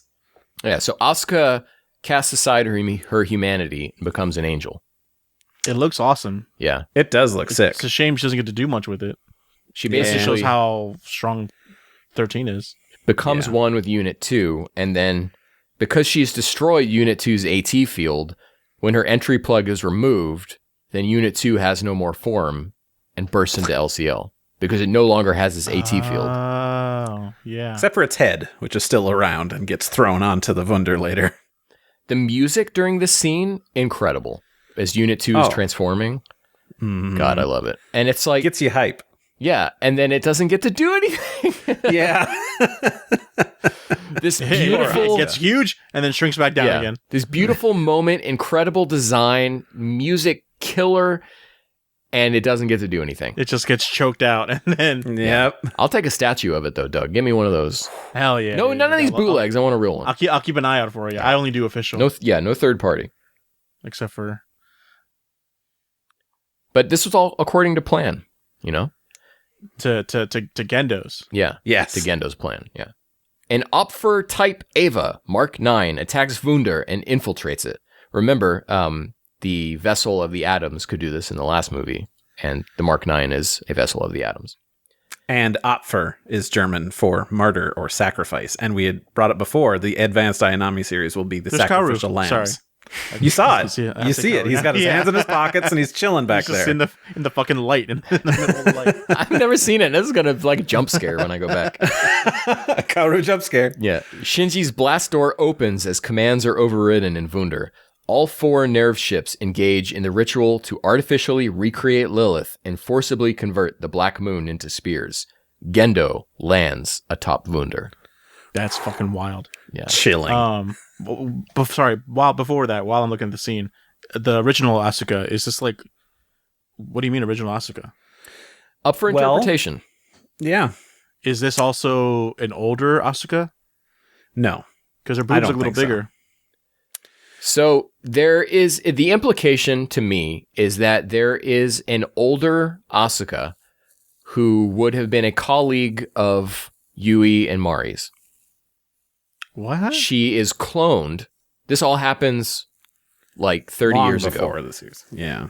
She is cloned. Several series of her clones go through trials, and only the one survives, and that's the Asuka that we know from these movies. Wow. At some Very point, much different than the OG series, TV series. Oh, yeah. I mean, different last name. There's a reason. Yeah, Shikinami, that's why. yeah. For a long time, I thought this was the original Asuka, but I do believe Right. they've actually had to come out and say, like, that's not the case. Mm-hmm. This That's is original Asuka in the rebuild continuity, In the but rebuild not continuity. Not It's not Asuka's... Asuka Langley Soryu. Yeah. It's Asuka's Yui, basically. You know, because Yui gets cloned into Right. Rei, so this is her original. Possibly also would help imply, Mari's closeness with her, because Mari would have known the original, presumably would have known the original Asuka. Right. Maybe they didn't work exactly together, although they both would have been in Euronerve, so maybe. I don't know. True. All right, Doug, you with us? I don't want to lose you before we go to the next part. Gendo I'm descended, Yeah. flew on his own, Yeah. and landed Yeah. on He Wunder. buku jutsu down there. He bugajutsu'd his ass down there. Yeah. Incredible. Misato and Gendo speak face to face, and Ritsuko shoots Gendo in the face 4 times. So good. Even I got that call back. He gets up and puts his brains back in, revealing that he has transcended the logos, which means divine meaning, divine reason, of our realm by becoming one with the key of Nebuchadnezzar. Remember that thing that Kaji delivered in 2.22? Yeah, from the Matrix. Unit 13 bites into Asuka's entry plug and awakens as the new Black Moon spears descend and create a purple swarm of Ava Infinities to begin fourth impact. The Infinities spread across the world, threatening all those third impact survivors, but the containment pillars prevent at least Village 3 from being eradicated. Gendo believes that human instrumentality is the only path forward to avoid being killed by the angels, replacing their seats before God and enjoying eternity. Wow. So it's either become a god or be killed by them, is what Gendo believes. Oh, doesn't that last sentence not imply that? It's like Yeah. to be angels, not the gods. I saw that and I'm like, I don't think that's right. So I just threw in his entire like monologue to be like, I don't get that. And I'm not sure if you guys want me to read all of that because it's quite long. Well, then what's your interpretation of what he's saying here? It's not that he's wants to avoid being killed by the angels because the angels are gone. We're done with all of those. So if that was the fear, they're fucking making angels. We're making angels out here. Yeah, we making angels out here. It's great. It's just that he thinks that, it's hard to understand really when he says gods. Does he mean some other divine being that we don't know about? Or is it talking about like the first ancestral race that, set all this stuff in motion and presumably has some sort of influence? Or did you just mean immortality? So what's important here is that important to remember is that these subtitles come directly from Studio Khara, their in-house translator, and gods here is capitalized. Right. So we're talking about either like gods and as terms of like a race, but not like human religious gods. So I would say, Randy, I would probably think he's here talking about the first ancestral race. That's my read on it. Okay. You know what? Actually, I'm reading through what he says again, and I'm just going to read a portion of this. Okay. Having tasted the fruit of knowledge, only two paths await humanity. There are two. Be exterminated by the angels that have been given the fruit of life, or exterminate the angels and rob them of their seats before God. So it's, be killed by the angels, or you're right, rob them of their seats and become, the next big thing. We must choose one of these two fates. Nerve's human instrumentality project was the product of Zele choosing the latter, being surrender our intellect and become the divine offspring, enjoying eternal life. No, never mind. My read or exterminate is that Gendo's doesn't necessarily agree, but we're so deep in it, and Gendo's like, well, this is happening, so I'm going to take it over to get Yui. Yeah. Well, what you just read, Randy, I read it as Zele's plan was to become the angels, but Gendo's like, no, that's too small. We want to become the gods. Yeah, that's true. Because he does bring up, he's like, well, that was a worthwhile course to pursue, was to, exterminate the angels and rob them of their seats before God, surrender our intellect and become the divine offspring, enjoying eternal life. So we become the angels. We lose our ability to have free will, and instead we are, exactly as the angels were before us. I don't know. Yeah, this is anyway. It's up to interpretation. Yeah, I mean, it really is like his main goal is Yui, but then so you gotta think what his combined goal is with that. Like his main is always gonna be Yui. Gendo starts speaking very fourth dimensionally. So however your mind perceives what he is saying, who can say it's wrong? Who can say?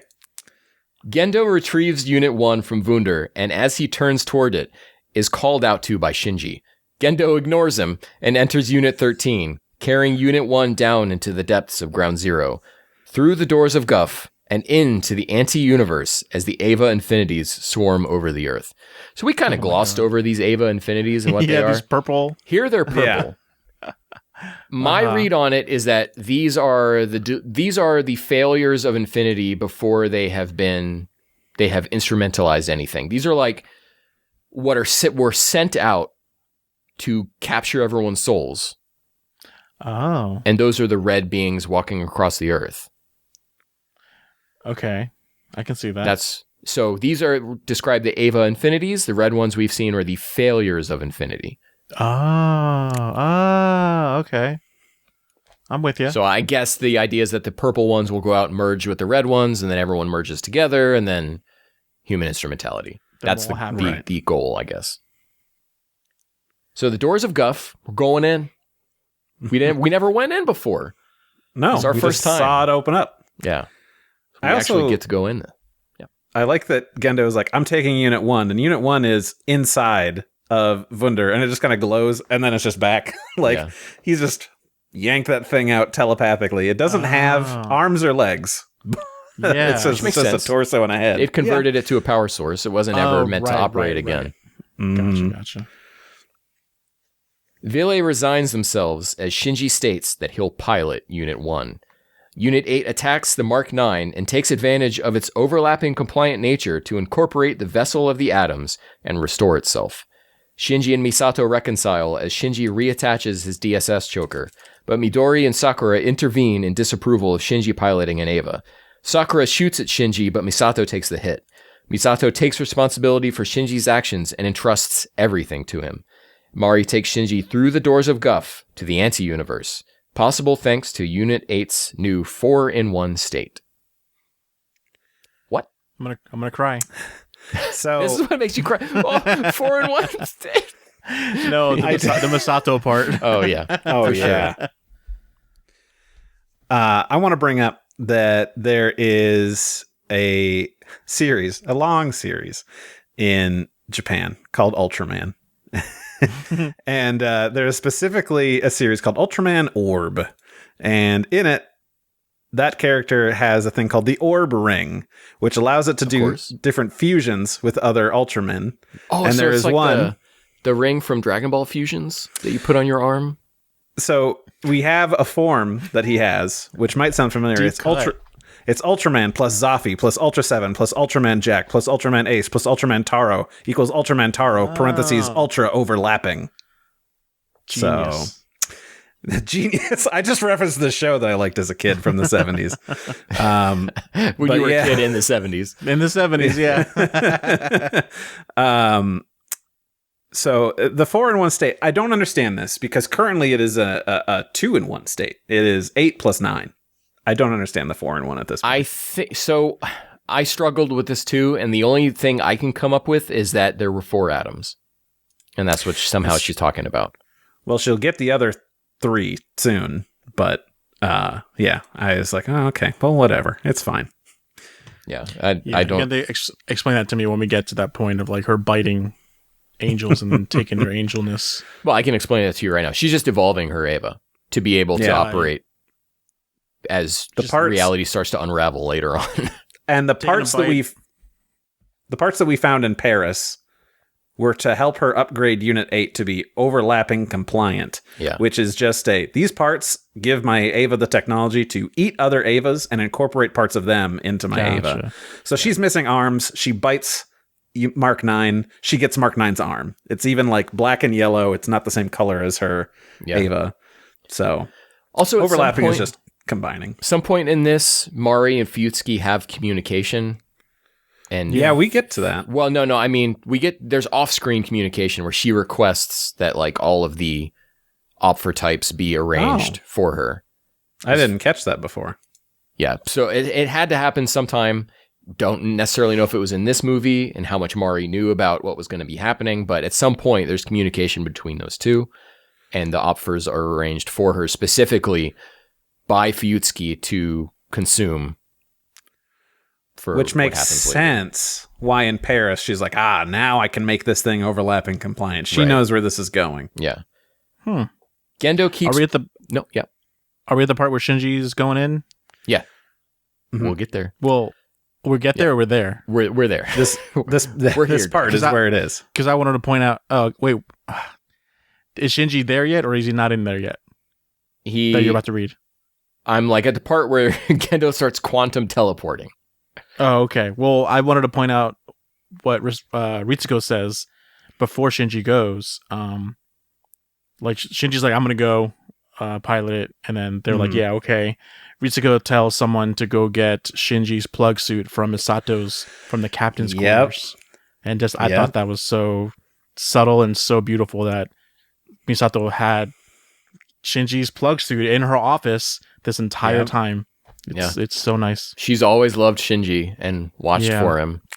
Well, there's even that point earlier when they first bring him on, and Misato and Ritsuko are having these conversations, and it's like, you're really just gonna lock him up in a prison? She's like, yep, and I don't ever have to go down there, see him, or talk to him. We'll just keep him there so it's safe. And Ritsuko says, deep down, you're happy he's here, aren't you? And she doesn't respond.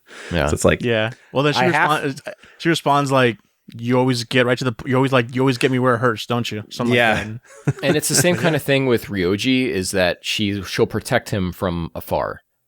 yeah, Yeah. Even though she's doing the Gendo thing. Yeah, basically. exactly.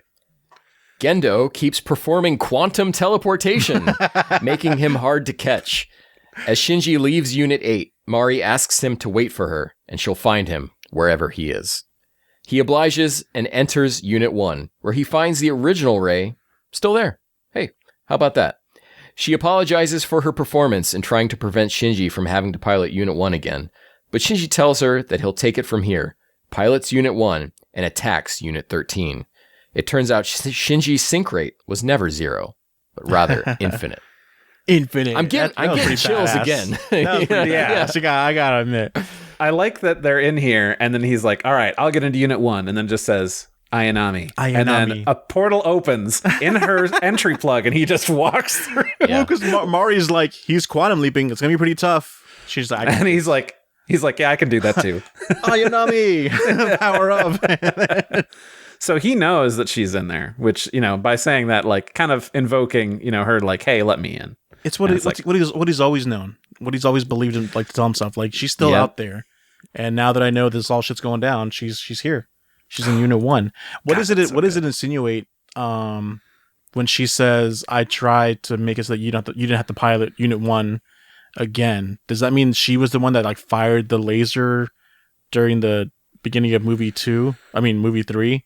Perhaps. Could have been. Yeah. When they awaken, I kind of took it as, I don't know exactly the scientific ways that they conduct sync rate tests here, but in the Wunder afterwards, like, they're checking them, like, you got a sync rate of 0. I assume that's her in there preventing a connection.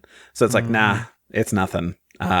Even though we find out, like, no, it's actually closest to 0, making it infinite. Right. But, Yeah, that was nightmares of calculus, like as x approaches infinity or the limit x does not approaches exist. 0. Yeah.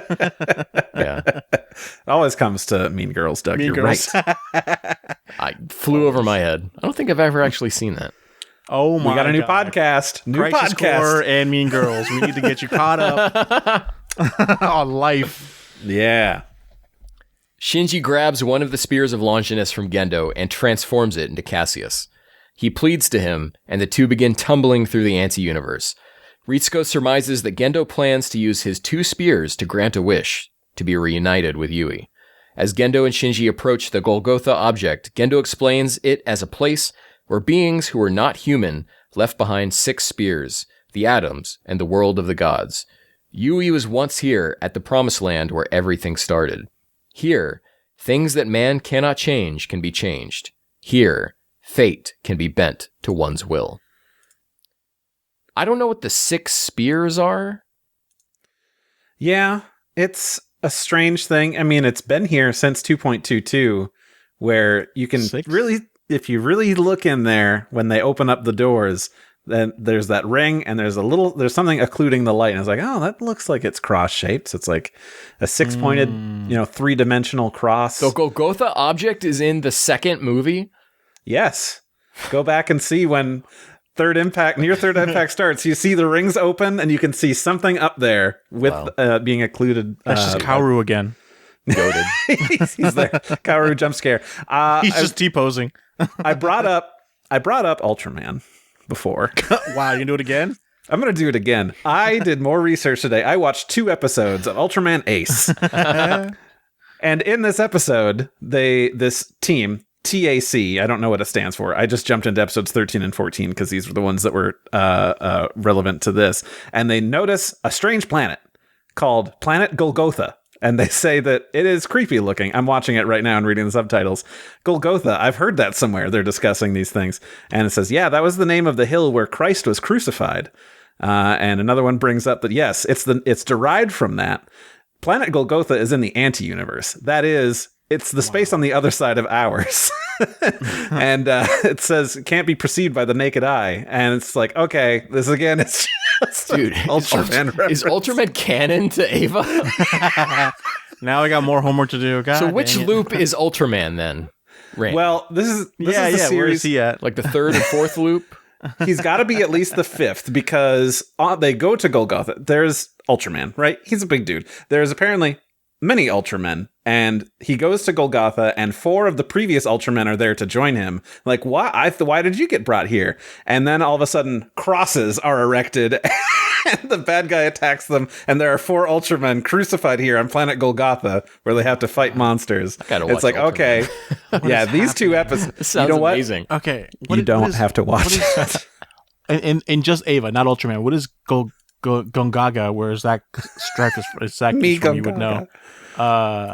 In an anti universe, are those not the same thing? Golgotha object is the big multi-dimensional cross. It's not And a it place. is- It's a thing. Well, you can fall into it. Oh my god. It's a place, and it is inside the anti-universe. Okay, but it's like what is the anti universe? Is that just like It's the a door promised to land. other universes, or It's the promised land. Yeah. So there is a shot where Ritsuko has her smartphone up. She's got her Magi thing up to show what all the layers are that they're at. So the L containment field, which was the very top that they kind of crashed white. into to get down, the white. Yes. And then they had the L containment field first layer, which was all of the Ava Infinites swarming Okay, around there. Same got it. for the I'm second. following. Cool. The Wunder is currently at L containment field third layer, which is just above the doors of Guff. And below that, it kind of comes down and then it crosses and it inverts and then it's just white and it just says anti-universe and it's unverifiable. They don't know what's going on down there, but it's just kind of like, it's our universe. As soon as but we not. walk in there, it's just Gendo teleporting. Yeah, the Yeah. rules of physics are different in this universe than But then, what we know. but then Gendo goes somewhere that then is different from the anti-universe. That is somewhere that the regular human can't perceive. Right. Well, yeah, they crash into the Golgotha object. That will and happen since- next. We're Yes. not quite there yet, but yeah. Yeah. But yeah. So Ultraman. Shinji Check it out. Shinji can transform the spears, as we know, established in the last movie. That's something that can be They done. can morph. Yeah. Because remember that Kaoru is expecting Longinus and Cassius, but only found 2 Longinuses. Uh-huh. So humanity is capable of changing the shape of spears. Oh. And Shinji just kind of does it. He's like super aware of everything. He's like, Oh. he's rapidly advancing in his ability to, evolution. he's rapidly evolving in his way to understand the world around him and like take control of the situation. Wow. I thought that he didn't turn it into something. I thought he just revealed its true form. No, because even Gendo's like, oh, so you figured out how to do that, huh? And Oh shit! I didn't catch that or forgot that or something. Wow. Mm-hmm.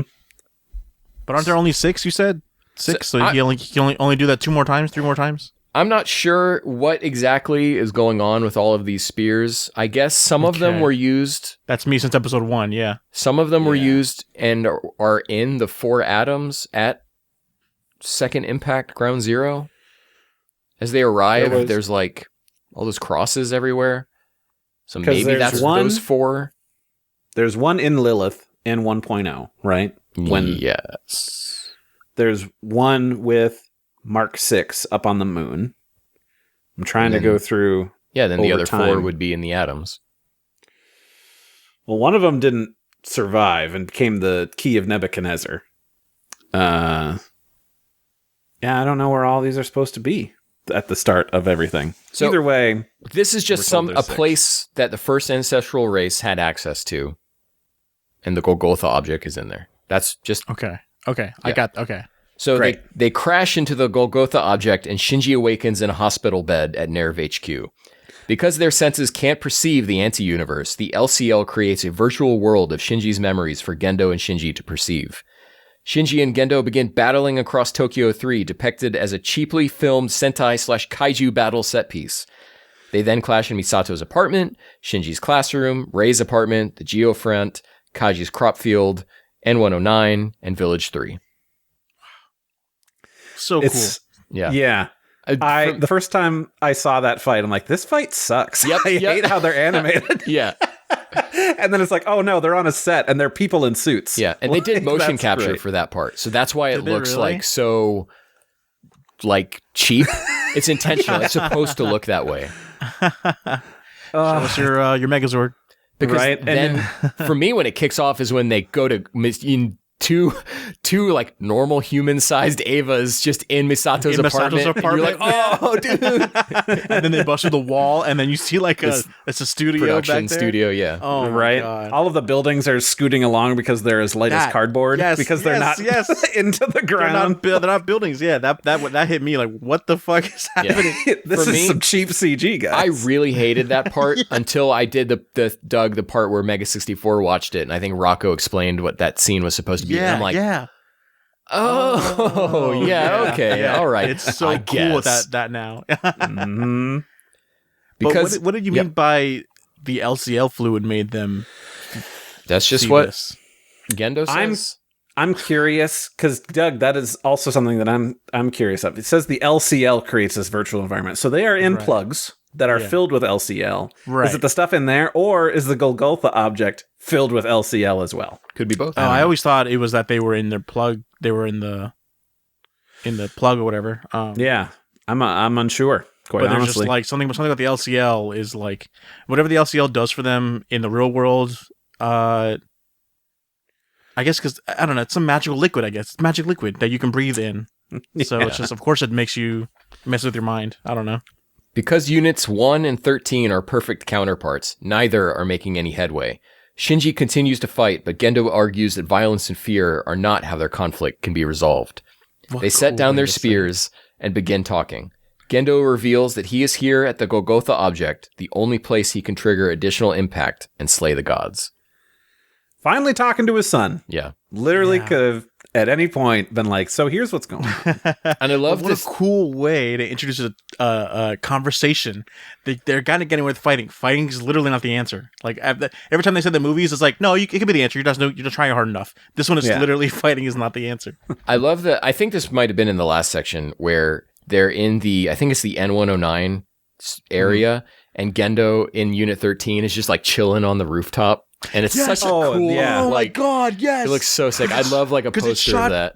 Because it's shot for shot, the like episode 1 of the series and of the rebuild movies, right? Where he gets up, his foot comes down, boom. But then it's so different with another fucking Ava 1 sitting. Oh my god, guys! I've said previously that Ava Unit 1 is my favorite, but it might actually be Unit 13. 13, Gendo, Gendo 13.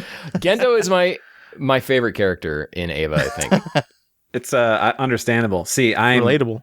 I've been shopping randomly. Not shopping because I just keep opening the page and then closing it. I just really want to buy a Mark 6. I think Mark 6 is sick as hell. They're all sick.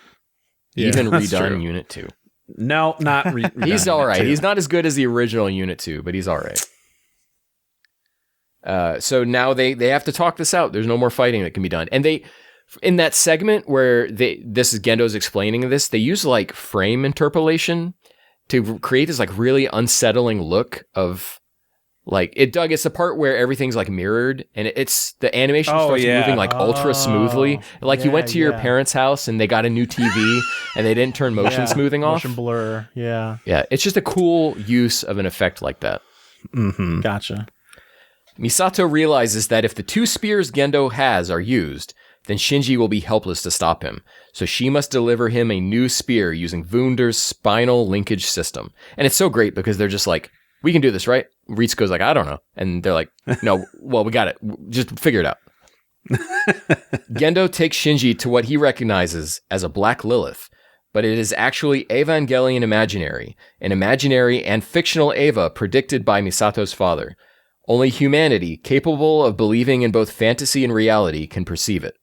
Imagination and reality blend together as the spears created from the Black Moon enter Evangelion Imaginary. It turns white and falls off the cross a la End of Evangelion, triggering additional impact to rewrite humanity's cognition and the entire world. This is a lot of sure. All right. This is where Anno says like, hey, we're still talking about what's happening in this movie, but we are now talking about Ava as a whole. The whole franchise. Mm-hmm. Yeah.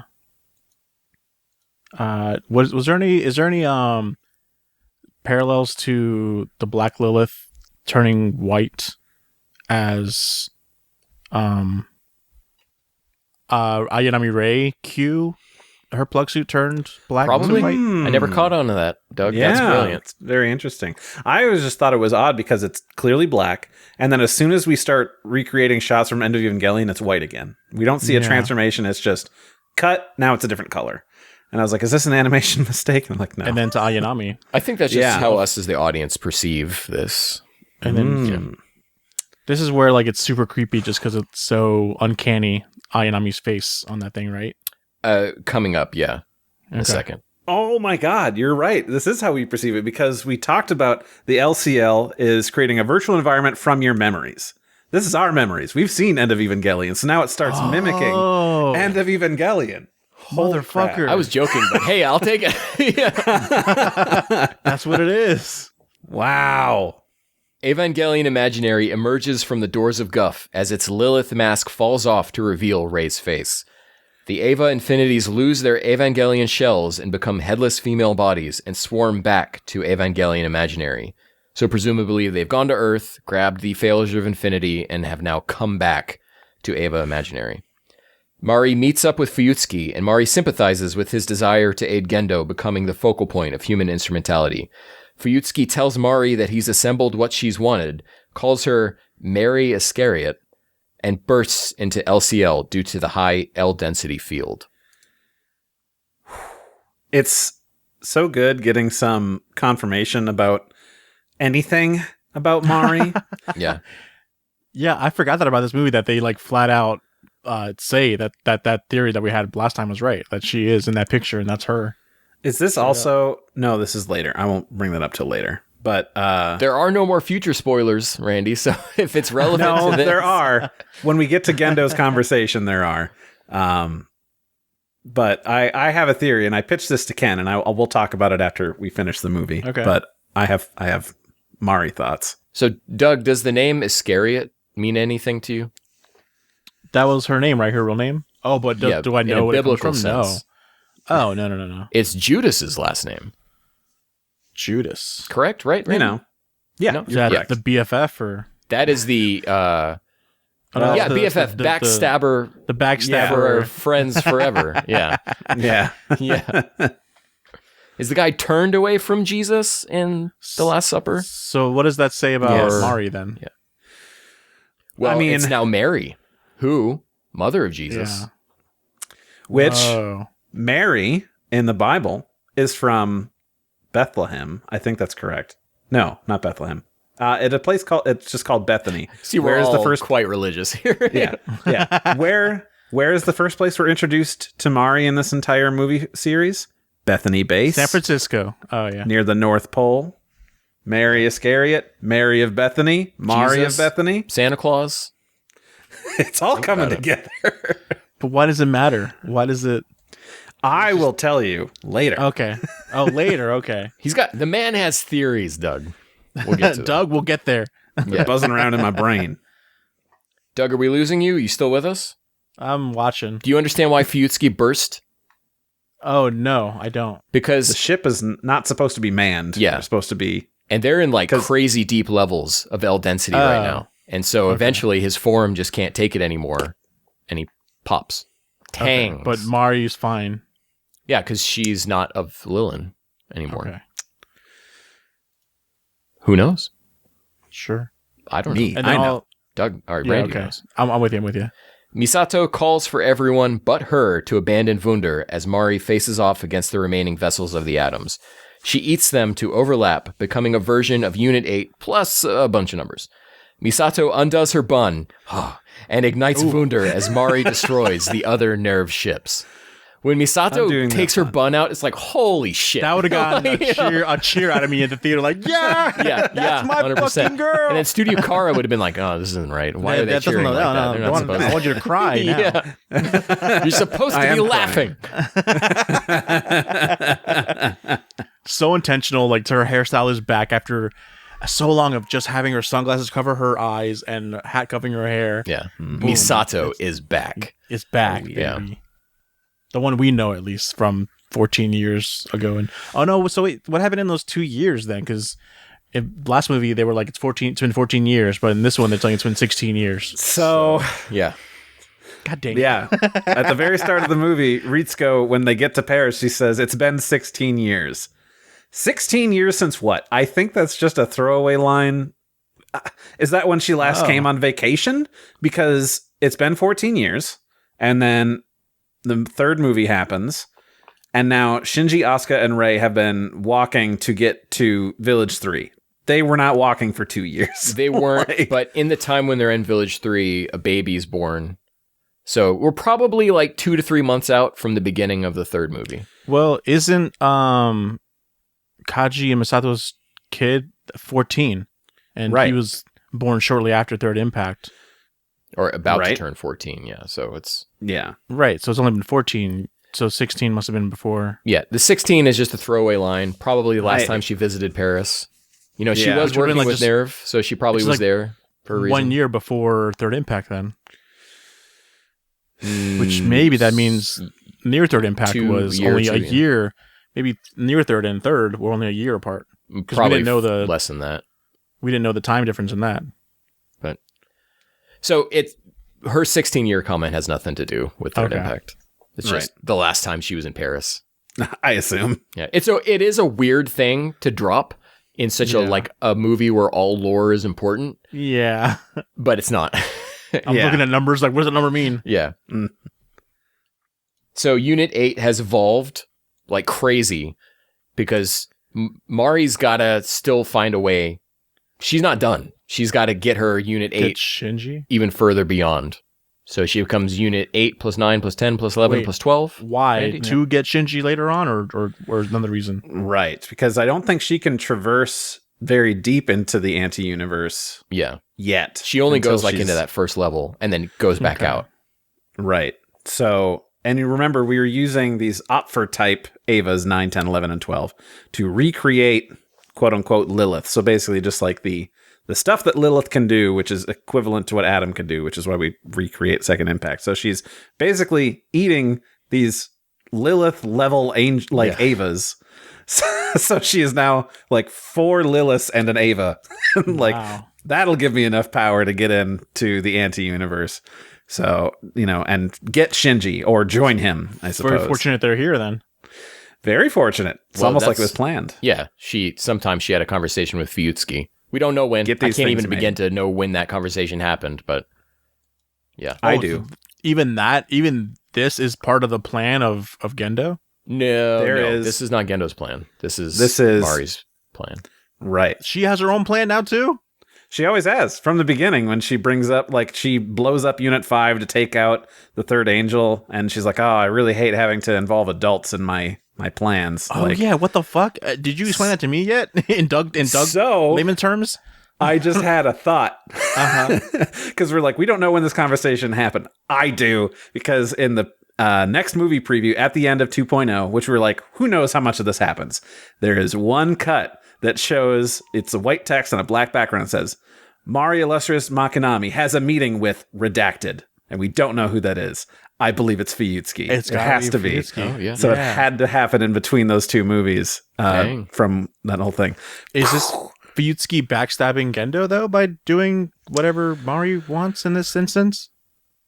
He's Yeah. helped him this far, and then it's just kind of like because he feels bad for what they're doing to humanity and these kids and stuff. It's also another so- student of his. It seems like he really cares about his students because right, Gendo and then Yui also cares about, and so it would serve a purpose that Mari, right, Mary.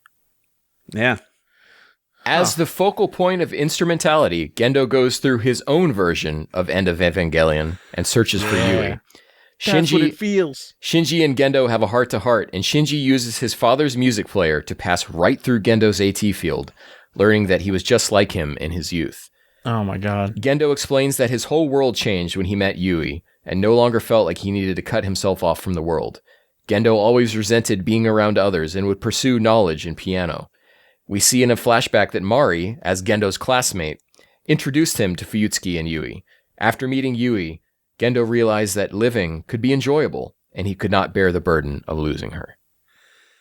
The There's- music here is from End of Evangelion. Is it really? Yeah. There are many shots through this that is this is what was happening in Evangelion, but we switched out Gendo for Shinji. Yeah. Yes. There's And it's also it's so good. We finally have empathy towards Gendo. This is what we were missing in the OG TV series. Yeah, Evangelion is I a love story. I didn't think about this until reading the notes today. Is Shinji approaches and Gendo suddenly has an AT field again. He had given up his humanity, but through having, I assume, this conversation with Shinji, he's getting it back to the point where after this shot, Gendo's regular. He doesn't have that hole in his face anymore. We just see him as a regular person. He's got his glasses back, yeah. He's got his glasses And his eyes. Yeah. Presumably his brain that got shot. It'd be great if he had his glasses back, but still like the Yeah. The angel gunshot face. Yeah, yeah. That, Oh yeah, there we go. ouch. brain seeping out. Yeah. I need my glasses though. Yeah, Because exactly. we knew this about Gendo, that, you know, he was doing it for love and for Yui, but this Right. perfectly depicts what he's going through, what he went through and everything, to go actually see it and feel it. Like, it's like, okay, and now I understand how deep of a love and how alone you felt, as opposed to the OG TV series. It's great. Yeah, Doug, go back and find this same equivalent scene in End of Evangelion, because the music that's playing is the exact same track. Yeah, I can hear it. Shinji, yeah. Yep. Like the Yeah, it sounds like drum beats and stuff, and yeah, it's cool. Some yeah. bongos going on. Yeah, it's very different. It's a track unlike anything else in the series, and so like when it hits, you're like, oh, immediately ties in. It's almost like there's a reason we started doing these podcasts at End of Evangelion. But it is cool. I don't think we talk about it enough. The music in this, not only the new sets, but like the reorchestrated stuff from the TV series. Oh my god, when that hits and it's like an updated and there's a version lot or of whatever. it in this. Yeah. It is. Yeah. It's so good. I love it. Well, speaking of Even music, especially when that let's get to work music goes like dun dun dun dun dun dun or whatever. the It's- Yashima I don't know what it's I called, think it is, but when they were setting up for Operation Yashima. yeah. the Whenever series. whenever in the TV series they set up for any mission, it's like Yeah. that song. It's great. Well, Yeah. speaking Angel of music, Attack Doug, is what I think it's called. But yes, speaking of music. Joy to the world. Misato crashes Wunder into Evangelion Imaginary, creating a new holy spear, Gaius, the spear of knowledge and willpower. Misato launches Gaius and Unit 8 into Eva Imaginary's eye, and Wunder explodes. Shinji accepts Gaius, and Gendo recognizes him as an adult. Gendo continues to pour his heart out to his son, who legitimately feels like he was doing what was best for Shinji. He apologizes to Shinji and finds Yui. Track 29 ends, and Gendo leaves. Yes, I was gonna bring up the freaking because you see all through his flashbacks the tape player, and it starts at like 1. Yep. And as his life progresses, it goes to the next track, the next track, the next track, and Yeah. Shinji's always been stuck on 26. 26. 2.22 went to 27. The last movie went to 27. 28. And here we are at 29. Wow, the resolution 29. of it all. 29 starts right after Shinji is born. Yeah. There was something I'd never caught until my note-taking one. It's so clear, but whatever, I didn't notice it. Is when Misato is piloting the Wunder into Lilith's eye, we see Gendo look out the window of the train, and he's looking out the window, and you can see Lilith's eye, and you can see the Wunder flying into it, so they're like just behind where that eye is inside of Eva Imaginary. I never caught that before. They look back, and Shinji's just like, oh, I guess it's Misato. Oh, yeah, she's doing it. But because they're so calm now. Yeah. You know, and this is when Gendo says that he believed he was doing what was best for Shinji. He can't be lying here, because everyone, this isn't a world where your souls are like connected. So he can't lie. Right. And Gendo doesn't really exist in this. thought he was doing what was best, and also That's to atone how- for losing Yui. Yeah. That's how little he thought of himself in that aspect. Yeah. Man, when he hugged Shinji as God. a kid, and he says, "Oh, Yui, there you are," like, oh my god, like I think that was the my fall first to his cry. knees. Yeah. Yeah. Oh. And it's just like, you idiot, she lives inside your son. Did you not watch The Lion King? God, I So cannot beautiful. imagine Gendo sitting in a movie theater. Yeah. The Scar has the right idea here. Oh, but it Kaoru was just beautiful. appears and takes over instrumentality, asking Shinji what he wishes for. Shinji is more worried about Asuka and the others than his own concerns. Shinji finds Asuka, and her past as the sole survivor of the Shikinami series is revealed. Shinji helps her find peace, and she awakens as an adult on the beach from End of Evangelion. Shinji admits to Asuka that he liked her too 14 years ago, and she awakens in her entry plug as Shinji rockets her back to Kensuke. She awakens in her original body that the clones were made from. Mm-hmm. Right. And She's human now. yeah, and is rocketed to wait, Shinji or what? to Kensuke. Yeah, She's Lilin. Say- she's Lilin now. okay, then say that again then, because I obviously wasn't. It didn't hit me. Okay. What? Shinji admits to Asuka that he liked her too 14 years ago, and she awakens in her entry plug in her original form as Shinji rockets her back to Kensuke. What's the original form? What do you mean original She's older. form? She's an adult now. The person who the Shikinami series were cloned from, Right. who comes No and takes her way. out of her plug suit. Her, the one on the beach? Yeah. Yeah. Whoa. Okay, I didn't catch that. Yeah, it's great. So It's Shinji is going around helping everyone end their stories. Explain Kaoru's return to me. How is he back now? He was in the entry plug of Unit when 13. when Asuka right. yeah, he was still in Unit 13, Randy. You are right. Yeah. Yeah. He was in Unit 13 the whole time. That's why he So- appears when he's grabbed into Unit 2's core. And that's why he appears here as instrumentality is happening through Unit 13. Because remember, I just Unit put 13 that together. Unit 13 can't work. Unit 13 is two people in two the- soul thing. So Gendo and Kaoru. Kaoru is just floating in there, presumably. Doesn't have a body. Huh. But Yeah, since this is instrumentality, they're all grouped together. It just seemed kind of random until you explained that to me. Like, why is he back now again? He's always been there. Just we like love Yui, he's always been there. His physical form exploded, but like Rei, he can exist inside a Neva. Gotcha. Okay. And so now, why is he in control now? Because he was in Unit 13, I assume. It's probably just because he Is a knows is a how to god do it? power Yeah. being passed around right now, like Yeah. to do anything? Shinji doesn't Right. know how to do it yet, so Kaoru Okay. takes over. The manager is out, which is Gendo. Until so, Shinji's like, no, I got this.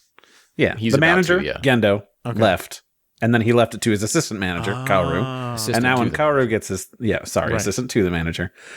And after Kaoru gets done, now we pass it along to Shinji, who Okay, is okay. the assistant to the assistant manager. Shinji and Kaoru meet at the ruins of Tokyo 3, where they only meet in the TV series and have met for the first time multiple times since. Oh.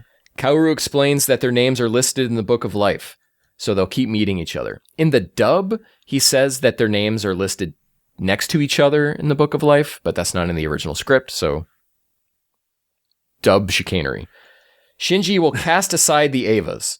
Kaoru explains that he's been stuck in a circular narrative, and Kaji reveals that Kaoru chose Shinji and is the one who listed his name in the Book of Life.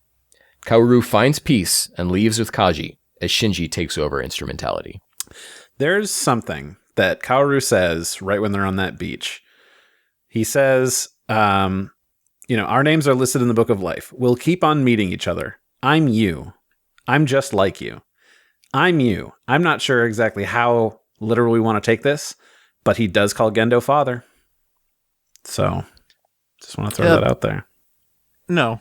Well, yeah. I don't think he's Shinji That part's or separate. anything. Is I'm he with a you. Shinji? I'm with you before, but the father thing we talked about and how that's very just general. Like, what's up, pops? I think he was he's saying been on it, these- Because Shinji calls him pops. yeah, or for whatever. Shinji's sake. I don't necessarily think that Yeah. You don't think he's a Interesting Shinji theory. from a previous loop, and this is what he's been evolving into? you're going to need to have a PS2 game to convince me You're to join right. over with you. Is Kaoru like a human that like Asuka and then turned angel, or always angel 100% from birth? He's the reincarnation of an Adams. Okay. So yeah, angel from the get-go Yes. in a Lilin body. in a Lilin body, because his whole thing wasn't his whole epiphany. Like, he's like, I want Shinji to be happy, and Shinji's like, no, you want me to be happy to make you happy, but you need to find your own happiness. Is that what kind of goes down? Yeah, I think so. That's a very human thing. That's why I'm asking, like, is he an angel at first, or was he a human? Because it's a very human thing to be like, I want you to be happy, honey. Oh no, do you want me to be happy, or you want me to pretend to be happy. Not pretend, but so that you can internally be happy. Like Rey, he has become more quote unquote human. Okay. Yeah, okay, I'll take that. Yeah. So there is a line that Kaji says, which is, "That was your happiness, Commander Nagisa. It wasn't Shinji's happiness that you wanted. You wanted his happiness to make you happy." That's what I'm referring to. Kaoru couldn't make himself happy, so if he could make Shinji happy, maybe it would make him.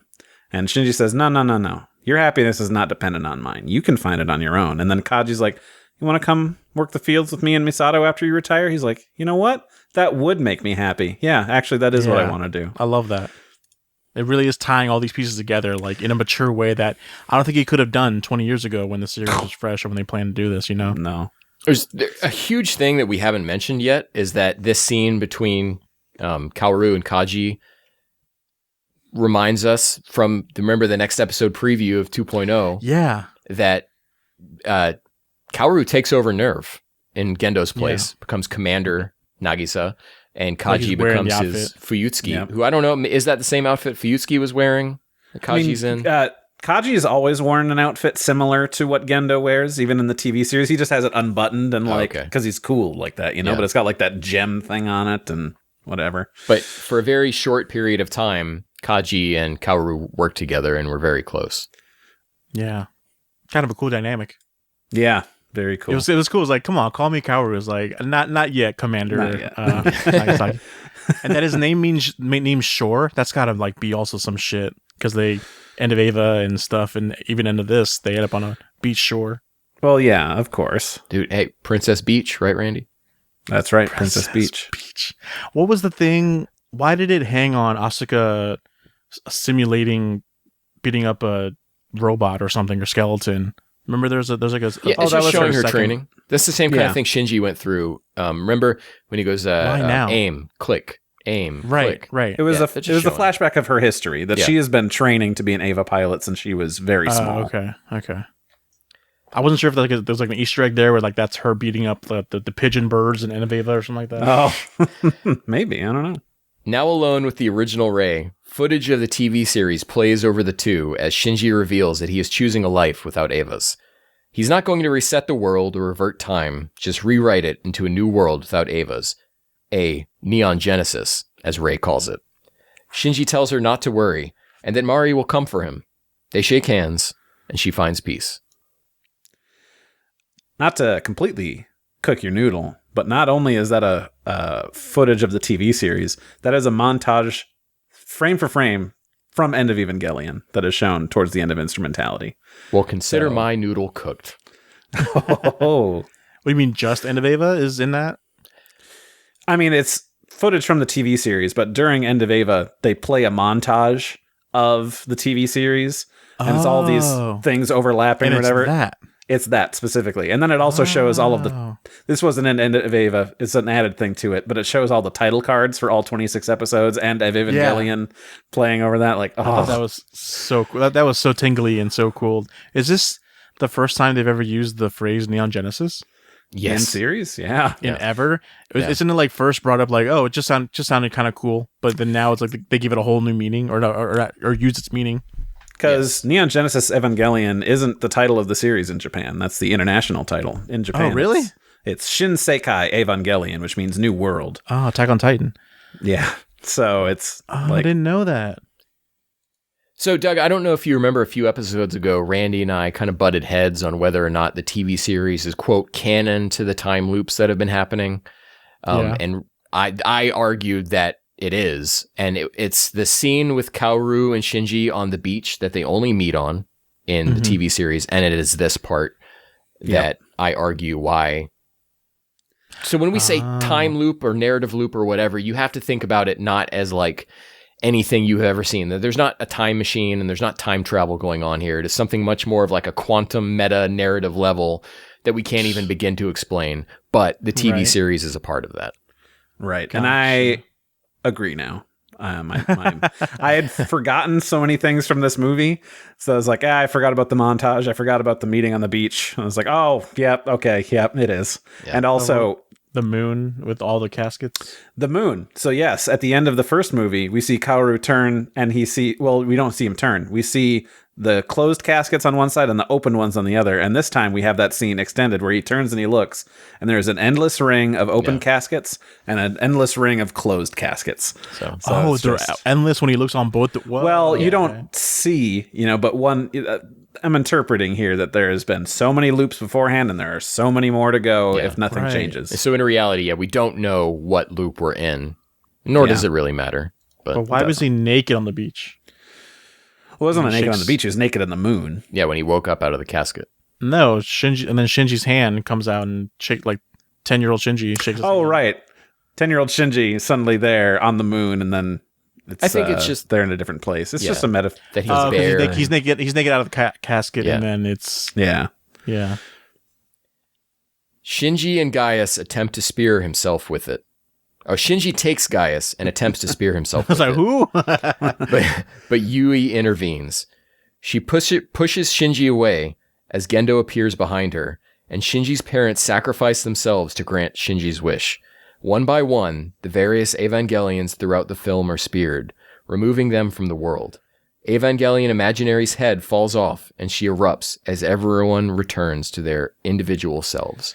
For me, this is when my eyes start just really inflating in my face. There's something, I don't know. It's weird to say this. I love this part. It's Unit 1 is in the crucifixion pose. Unit 13 is behind Unit 1. 2 of its arms are holding the spear. The other 2 are hugging her. And it's just like, love. I don't know. Right. I'm going to kill you. Well, I'm going to kill the both of us. It's kind of like when Goku embraces Raditz before Piccolo. Brotherly hug. I was going to say, this is when you turn to your Tinder date on your first date, like, yeah, this is a love story, right? You get it? Yeah. Like, what are you showing me? Special Gaius canon. Right. But is this like so Yui's, it's safe to say Yui's spirit was in the Eva the entire time. Yeah. Does that mean that that's why Unit 13 worked with just Shinji controlling it? Because Yui was there as well? I mean, like, because we were kind of saying that, like, it just needed 2 bodies in it, and that's why Kaoru's body was in there, even though he wasn't controlling. It still worked or whatever, but it could be that Yui's energy or whatever was there. I'm not sure. I'm not following. Yeah, I don't follow that, but I mean, it could be. Because in this rebuild series, the mother thing isn't universal to all the Evas. It's literally just the Shinjis. Just Unit 1. Right. Yeah. I don't know. Just like a little thing to make me think why. Because it needs 2 bodies. Unit 13 doesn't. Well, it only needed it to take the spears out. It doesn't need it to operate. Oh. It's not a Paranormal Activity. What's that movie I keep messing that title up with? That's right. I forgot. You brought Pineapple it up. Express. No, it's something else. There is a mention in this movie, though, Ken, when Asuka is in Unit 2 and is trying to put the end signal plug thing in. Unit 13 starts up and she's like, but it's a double entry system. Why is it starting up? And I assume it's because Kaoru is somehow still in there and Gendo is in there. So I assume for Unit 13, that's its deal. And I love the part with the girl hugging her dog as everyone's like becoming their individual selves. Falling down. Which we actually see happen here and not just like, people can come back if they want. Yeah. End of Eva is so depressing, but like here, there's like a real message of like stuff's happening and there's hope. It is a guy went to therapy and is revisiting End of Eva. I'm not sure that the spear is just called hope or whatever when they're fighting. One's despair, one's hope. Like, I love that. I'm not sure if it's at this point or in the next point or whatever, but we see the people falling. We also have some shots of all around there. There is the shot of Kensuke's shack with the open entry plug sitting there. So it's like, Asuka made it. There's also landed right home. Yeah. There's also a shot of a whole bunch of footprints in the ground, and I assume that's to hit home of like people are back. Like they're out there walking around. Okay. So the seas turn blue, and Shinji waits on the beach as the waves roll in, and the animation slowly reverts back in production steps. When suddenly Unit 8 comes out from the ocean, Mari made it. She leaps out of her Eva and thanks her, quote, final Evangelion for its work as it disappears. Back in her school uniform, she apologizes for being late. This is where your animation nuts go fucking jerk off. Well, it's like, oh no, they ran out of money again. Just like the TV series. What is your take on the meaning behind, doing these reverted animation steps? This is reality unraveling. It's good. That's my take on it. And then it's interrupted, of course, when Mari comes back, and then her Ava spins Turns into all of the ones yeah, that it has been. to show us that truly all of the Evangelions are going. Doug, I don't know if you caught this because it happens like in one frame by one frame by one frame when all the Avas are being speared in the sacrifice. Unit 2 goes like to all the Unit 2 variations. No, from yeah. these no movies. way. Yeah.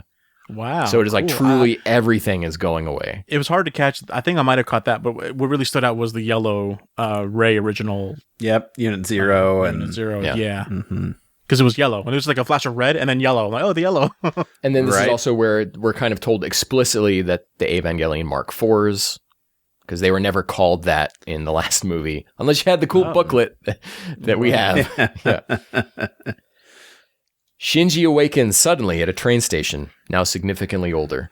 Across the tracks are Kaoru, Rei, and Asuka, all older and in casual clothes. An older Mari puts her hands over Shinji's eyes and asks, "Who is it?" And he responds, "A gorgeous gal with big boobs."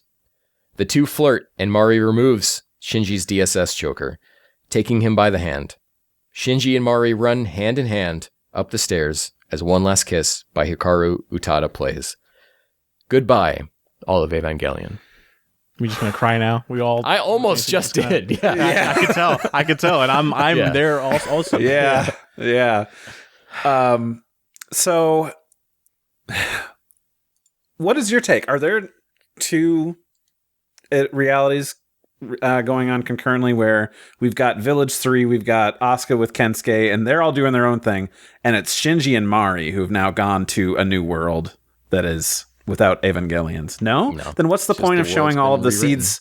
What's the point of showing all of the escape pods that have landed safely, showing that the entry plug for Asuka landed back to Kensuke's place just fine?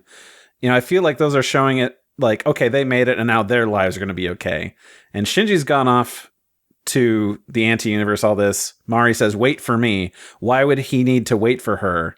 She wants to be in this new world with him, but otherwise, like, if everybody gets taken with, why bother? It is kind of presented that way in a sense of like, oh, a happy ending, and now it's all gone. It's just to this one reality now. Yeah. But Everybody fought for everything. I like that, though, because it's kind of bittersweet, where it seems like everyone doesn't know about anything. They don't even know each other because this is a whole new world. Asuka is and at the I'm train fine with tracks. that. She Yeah. is. So the whole scene herself, of her, just chilling. the empty entry plug and everything, I think it's... Yeah. I think that is It is all nice just to be show like- you everything ended up okay, Yes. and now If reality is it were, rewriting. if it were to continue, everything was great, but now reality is different. Now it's all changed. My mind's not changed. Shinji was like checking off, like, okay, we got lettuce, tomato, bacon. You know what? I want to be Panda Express now, so we're gonna take all that out, and then Yeah. But things would have been good before. You can tell I'm hungry. I'm really hungry. I haven't eaten dinner yet. Perfect ending to a Yeah. perfect So movie. good, dude. Oh my god, Yeah.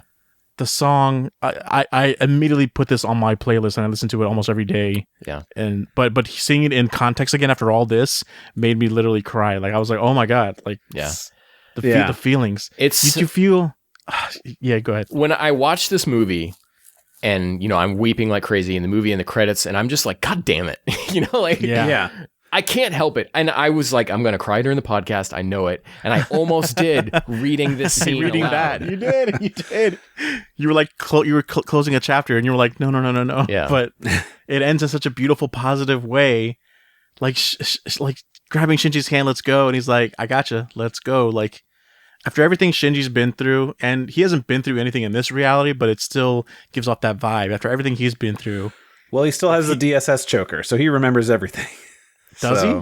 I don't think Yeah. so. I think I that think is like so. the final piece being undone. Yeah, like that, and then it's just like gone. To me, it's metaphorical. Yeah. It's Right, like right. boom, and that's Me it. too. That's interesting. Yeah, you're not gonna carry that for 30 years on your neck, like it's not. Yeah. I just figured we're starting a new reality and we're starting how old you should be now. And maybe you had a better childhood, but you remember the struggles that you went through. No, the fact that none of them seem to know each other on that train track signifies that they've lived different lives completely. Yeah, but Kaoru and Rei know each other. Hey, they were just meant to be. Yeah. There's, in case you guys want to look it up, because I love it and I've been listening to it on repeat since I watched this movie the first time.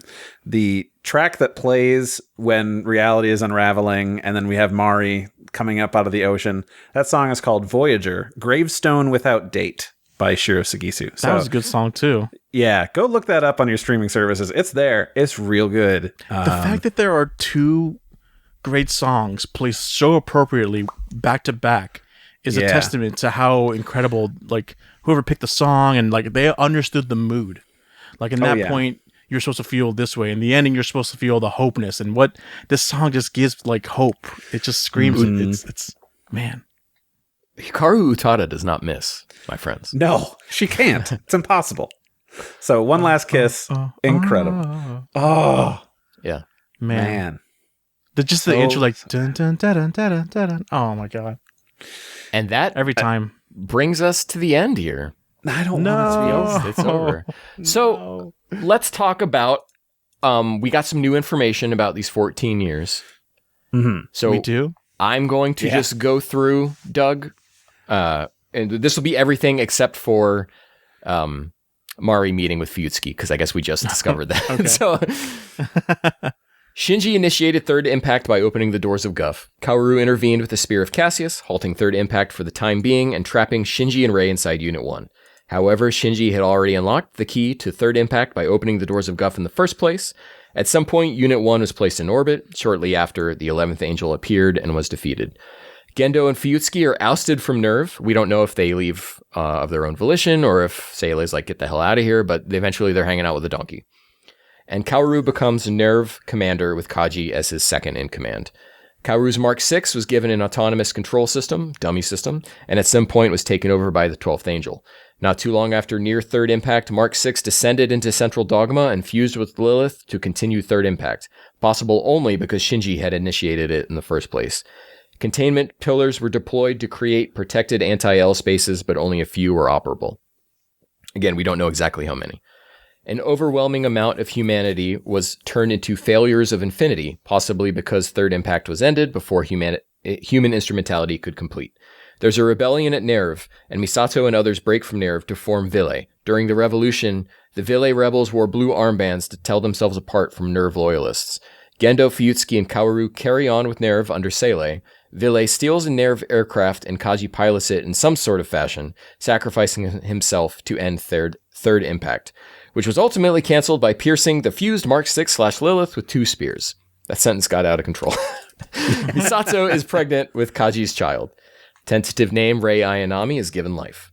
Ville forms credit to supply goods between villages and facilitate trading between them. Possibly due to continued pressure from NERV, though I'm getting rid of possibly, Ville understands that it needs to retrieve Unit 1 and use it as a power source, leading to Operation US, in which Shinji and Unit 1 are retrieved. Clears up a lot of what happened. And it's like, you okay, had all this information already and you didn't tell me? This would have helped more. We had to struggle through it. Doug, you had to wait a month. Imagine watching these movies and seeing in 2009. I've already seen them. I already did understand them. But whatever. In my opinion, Unit 3 tells you everything. Everything that you really need to know. And not Unit 3. Movie 3 tells you everything that you really need to know.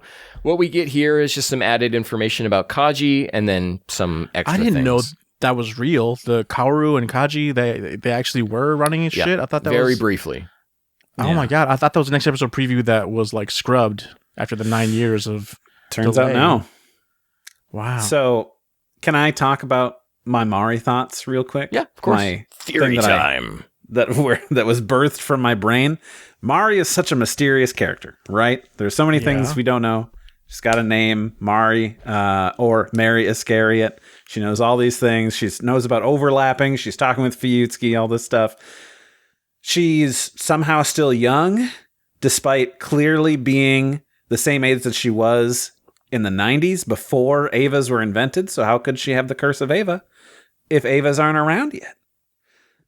My thought is, you know, all those Zele members, they're in these pillar things. They've been around for thousands of years. They've kind of pushed humanity forward because they're like, all right, look, there's going to be this thing that happens in thousands of years called Second Impact, and we got to keep going, blah, blah, blah. My theory is that Mari is a former Zele member. She knows everything that's happening. She knows the Dead Sea Scrolls, all this. And because of that, being this sort of special sect of people, she's, you know, privy to more technology or whatever, she is able to keep her age the same or get cloned, put her body in, put her mind into it, whatever. Anyway, she is able to be that young. She's part of this whole thing of like getting everything together. She introduces Gendo to Yui and Fuyutsuki and like is able to get all this stuff together. We're going to build the Avas. We're going to do all of this stuff. She has an older name, Mary Iscariot. Could have been related to Judas. Maybe he was around all the way back then. Who knows? But I'm just saying there's a lot of things here that make it feel like there's got to be something that we can turn to. And like Zele's been around this whole time. They have all this knowledge of the Dead Sea Scrolls. I think Mari was one, defected, and has had her own thing. She's like, I know how this is all going to go. Here's the things we got to put into place to make things turn out right. I'm trying to think. So the name Mary comes from Mary and Joseph, like the mother of Mary Jesus? Magdalene, I think, is the name of the other character in the Bible who is friends with Jesus, not Jesus' mom. Well, the other character, well, Yeah. But then the last name is of Judas. Why the Right. combination of the two? well, it could be because she's a traitor to Zele and their plans. Okay. So then what I'm thinking could be is that the Mary part is like Mary's whole story arc is that she gives birth to Jesus, right? Sorry, I didn't read the Bible. I just kind of skimmed through that Mary, yes. Mary Magdalene was a woman of the night who Jesus befriends. Oh, and it's after that Mary, not Mary that gives birth to Jesus. Well, one assumes because that Mary Magdalene, is from Bethany. And we meet so Mari is that- at Bethany Base. I was gonna say she introduced Gendo to Yui, and so in turn she gave birth to Shinji. Mary and Joseph birthing Give birth Jesus. to Jesus, yeah. Wow. Shinji is Jesus. And Doug, that lines up who then because writes. Kaji's real name, Joseph. I don't think that's correct. I think you're pulling my leg, Ken. Yeah, I am. Oh, they said good luck again in English in this movie. I don't know if you caught Yeah. that. They keep doing He actually that. says it in Yep. Hebrew, Doug, and Oh, that's why it sounds weird to us. that's why it sounds So weird. we're just cancelable at this point because of that. I don't know. I'm just that's my thoughts. I think I'm that just trying to lines connect up. dots if there are dots. Sometimes there aren't. Sometimes it's just I think arbitrary with the series. the greatest argument in your favor, Randy, is Mari's eternal youth. When it's never implied that she's any part of a clone series like Rey and Asuka. Wait, so these Sele members and the rebuilds are living long as opposed to in the TV series where they're regular humans? Well, we never see them as humans in these. Yeah, in Right. the rebuilds, we never see a human form. They're Yeah. only just those monoliths. Right. One could say that I think in the TV series, there's indications that at least Chairman Keel, the number one Zele monolith, might have been around for a long time. I can't remember exactly what the evidence was, but I just remember reading something like, okay, he's been around for a while. He does have But a I can't cyborg remember. body. He does have a cyborg body, right. So he's been, keeping himself alive Yeah. for all of this. Probably a couple was- centuries at least. What was Mari's deal though? Because like watching the Mega 64 talk about the third movie, they pointed out how like it looks like she lives in her Ava unit. Like it's literally like we almost never see her out. We almost never see her out of it until We know This here movie. that that's not the case. That she's in Yeah, that she blast loves her chamber. books. Yeah. what's that? She's in loves the her blast books. chamber. She loves her books. She's Yeah. got them packed yeah, full. yeah. Says it's her dream to read every book. Okay, because in the Prime movie, like they pointed out how like she had literally like mountains of snacks in her Ava plug unit Right. thingy, and yeah, it's like Yeah, she never, I mean- she's the one that never wants to leave the damn thing. She's just very casual about Yeah. Avas in a way Yeah. that no one else is. Yeah, No one else is going to Because- open a bag of Cheetos in their plug. They'd get on wet. LCL. How is she drinking in this thing? That's the Just a real. straw. She knows Anywhere. how. She knows how. She knows the Dead ins Sea and the Scrolls outs. tells you how. It does. We didn't share it in here. I took a screen cap and I stitched together all those Dead Sea Scrolls as Gendo was talking, and it's wild. Did you glean any new information from it? No, because it's mostly just showing us all the things that we've seen. So it's just kind of he raises from his chair. Yeah, quantum teleport. Did you? No. I mean, it's just showing us the things that happen. The angels, how they're doing, making the Avas. There's a lady's leg, and there's a whole bunch of stuff coming out from between them. So, I assume that is knowledge or the birth of the human race. LCL, because the Ava units are mothers. Well, LCL because that's the primordial ooze. Yeah. Right. And it's coming out of Lilith, Well, we have done a lot of talking about Evangelion. So let's turn it to you and read your thoughts. Randy, do you happen to have the tweet I do. open? Okay. Yeah. So while we were podcasting, someone wrote in. So you got lucky. You were late, but we were still going. So I'll read this here from Austin, of course, at TurnTex, who's been writing in on these Ava movies. I think it was a pretty good ending to round out this long project. Personally, it felt a tad clunky as several characters' stories had to be told and wrapped up. I also feel that Shinji could have imaged a better world than just modern Tokyo. Village 3 felt like that better world. That's not the point. The point of this is that you can be happy too. This is a message to us, the viewers, that I'm watching the ending again. Just when the music kicks in, and it pans over a real life Tokyo, like not drawn, and it's just like this can be happiness too if you just let it be. Yeah, and I think the purpose is that Shinji is all he's doing is taking Shinji's out, or taking Evangelions out of reality. Out. And then however the world would have happened with those out is the world that they're in now. Mm-hmm. Yeah. Yeah. It's beautiful. I still think that the original series and everything is better, but I think that it is such a testament to the craft of these movies to be able to take a loved franchise like Evangelion that has been around for decades, that people love, have so many feelings about, probably are like, if you do a sequel, it's not going to be as good as the original. And to do something that reaches the same highs is incredibly impressive. And I don't know how anybody else could really do that. This definitely wouldn't have hit the same had it not been dragged out accidentally all this time. Man, thank you, Otakon. Well, that's not what caused it. I think it's very beneficial to this movie's production that it had to go such a long time. Anno needed to change as a person, and it's just a perfect storm. This movie had a Herculean task placed on its shoulders. Yeah, of not just ending the movie, not just ending these movies, but it had to end the franchise. And it's like, how do you do that, right? I can't think of anyone that does it as well as this. This is like if they were trying to return to something like Cowboy Bebop, or it would feel like desecrating the original product. But somehow they don't do that. And if anything, everything is uplifted by the existence of this movie. And I get what Austin's saying, how it feels a little clunky at the end, like everyone's problems are solved so quickly. But it just kind of shows how simple a solution can be in people's lives, like just simple as talking to your father, or it's just life is too precious, man. We cannot solve our conflict with violence and fear. God, we got to talk it out. I'll take this other one from Jacob Sawyer. He says, well, things make a bit more sense this time around. I like Rei's journey to become her own person. I appreciate that Gendo gets a lot of fleshing out. Great music. It looks amazing. Makes me want to rewatch the original and read the manga. Do that. Please do. Yeah. Yeah. Maybe someday we can return and go over the manga.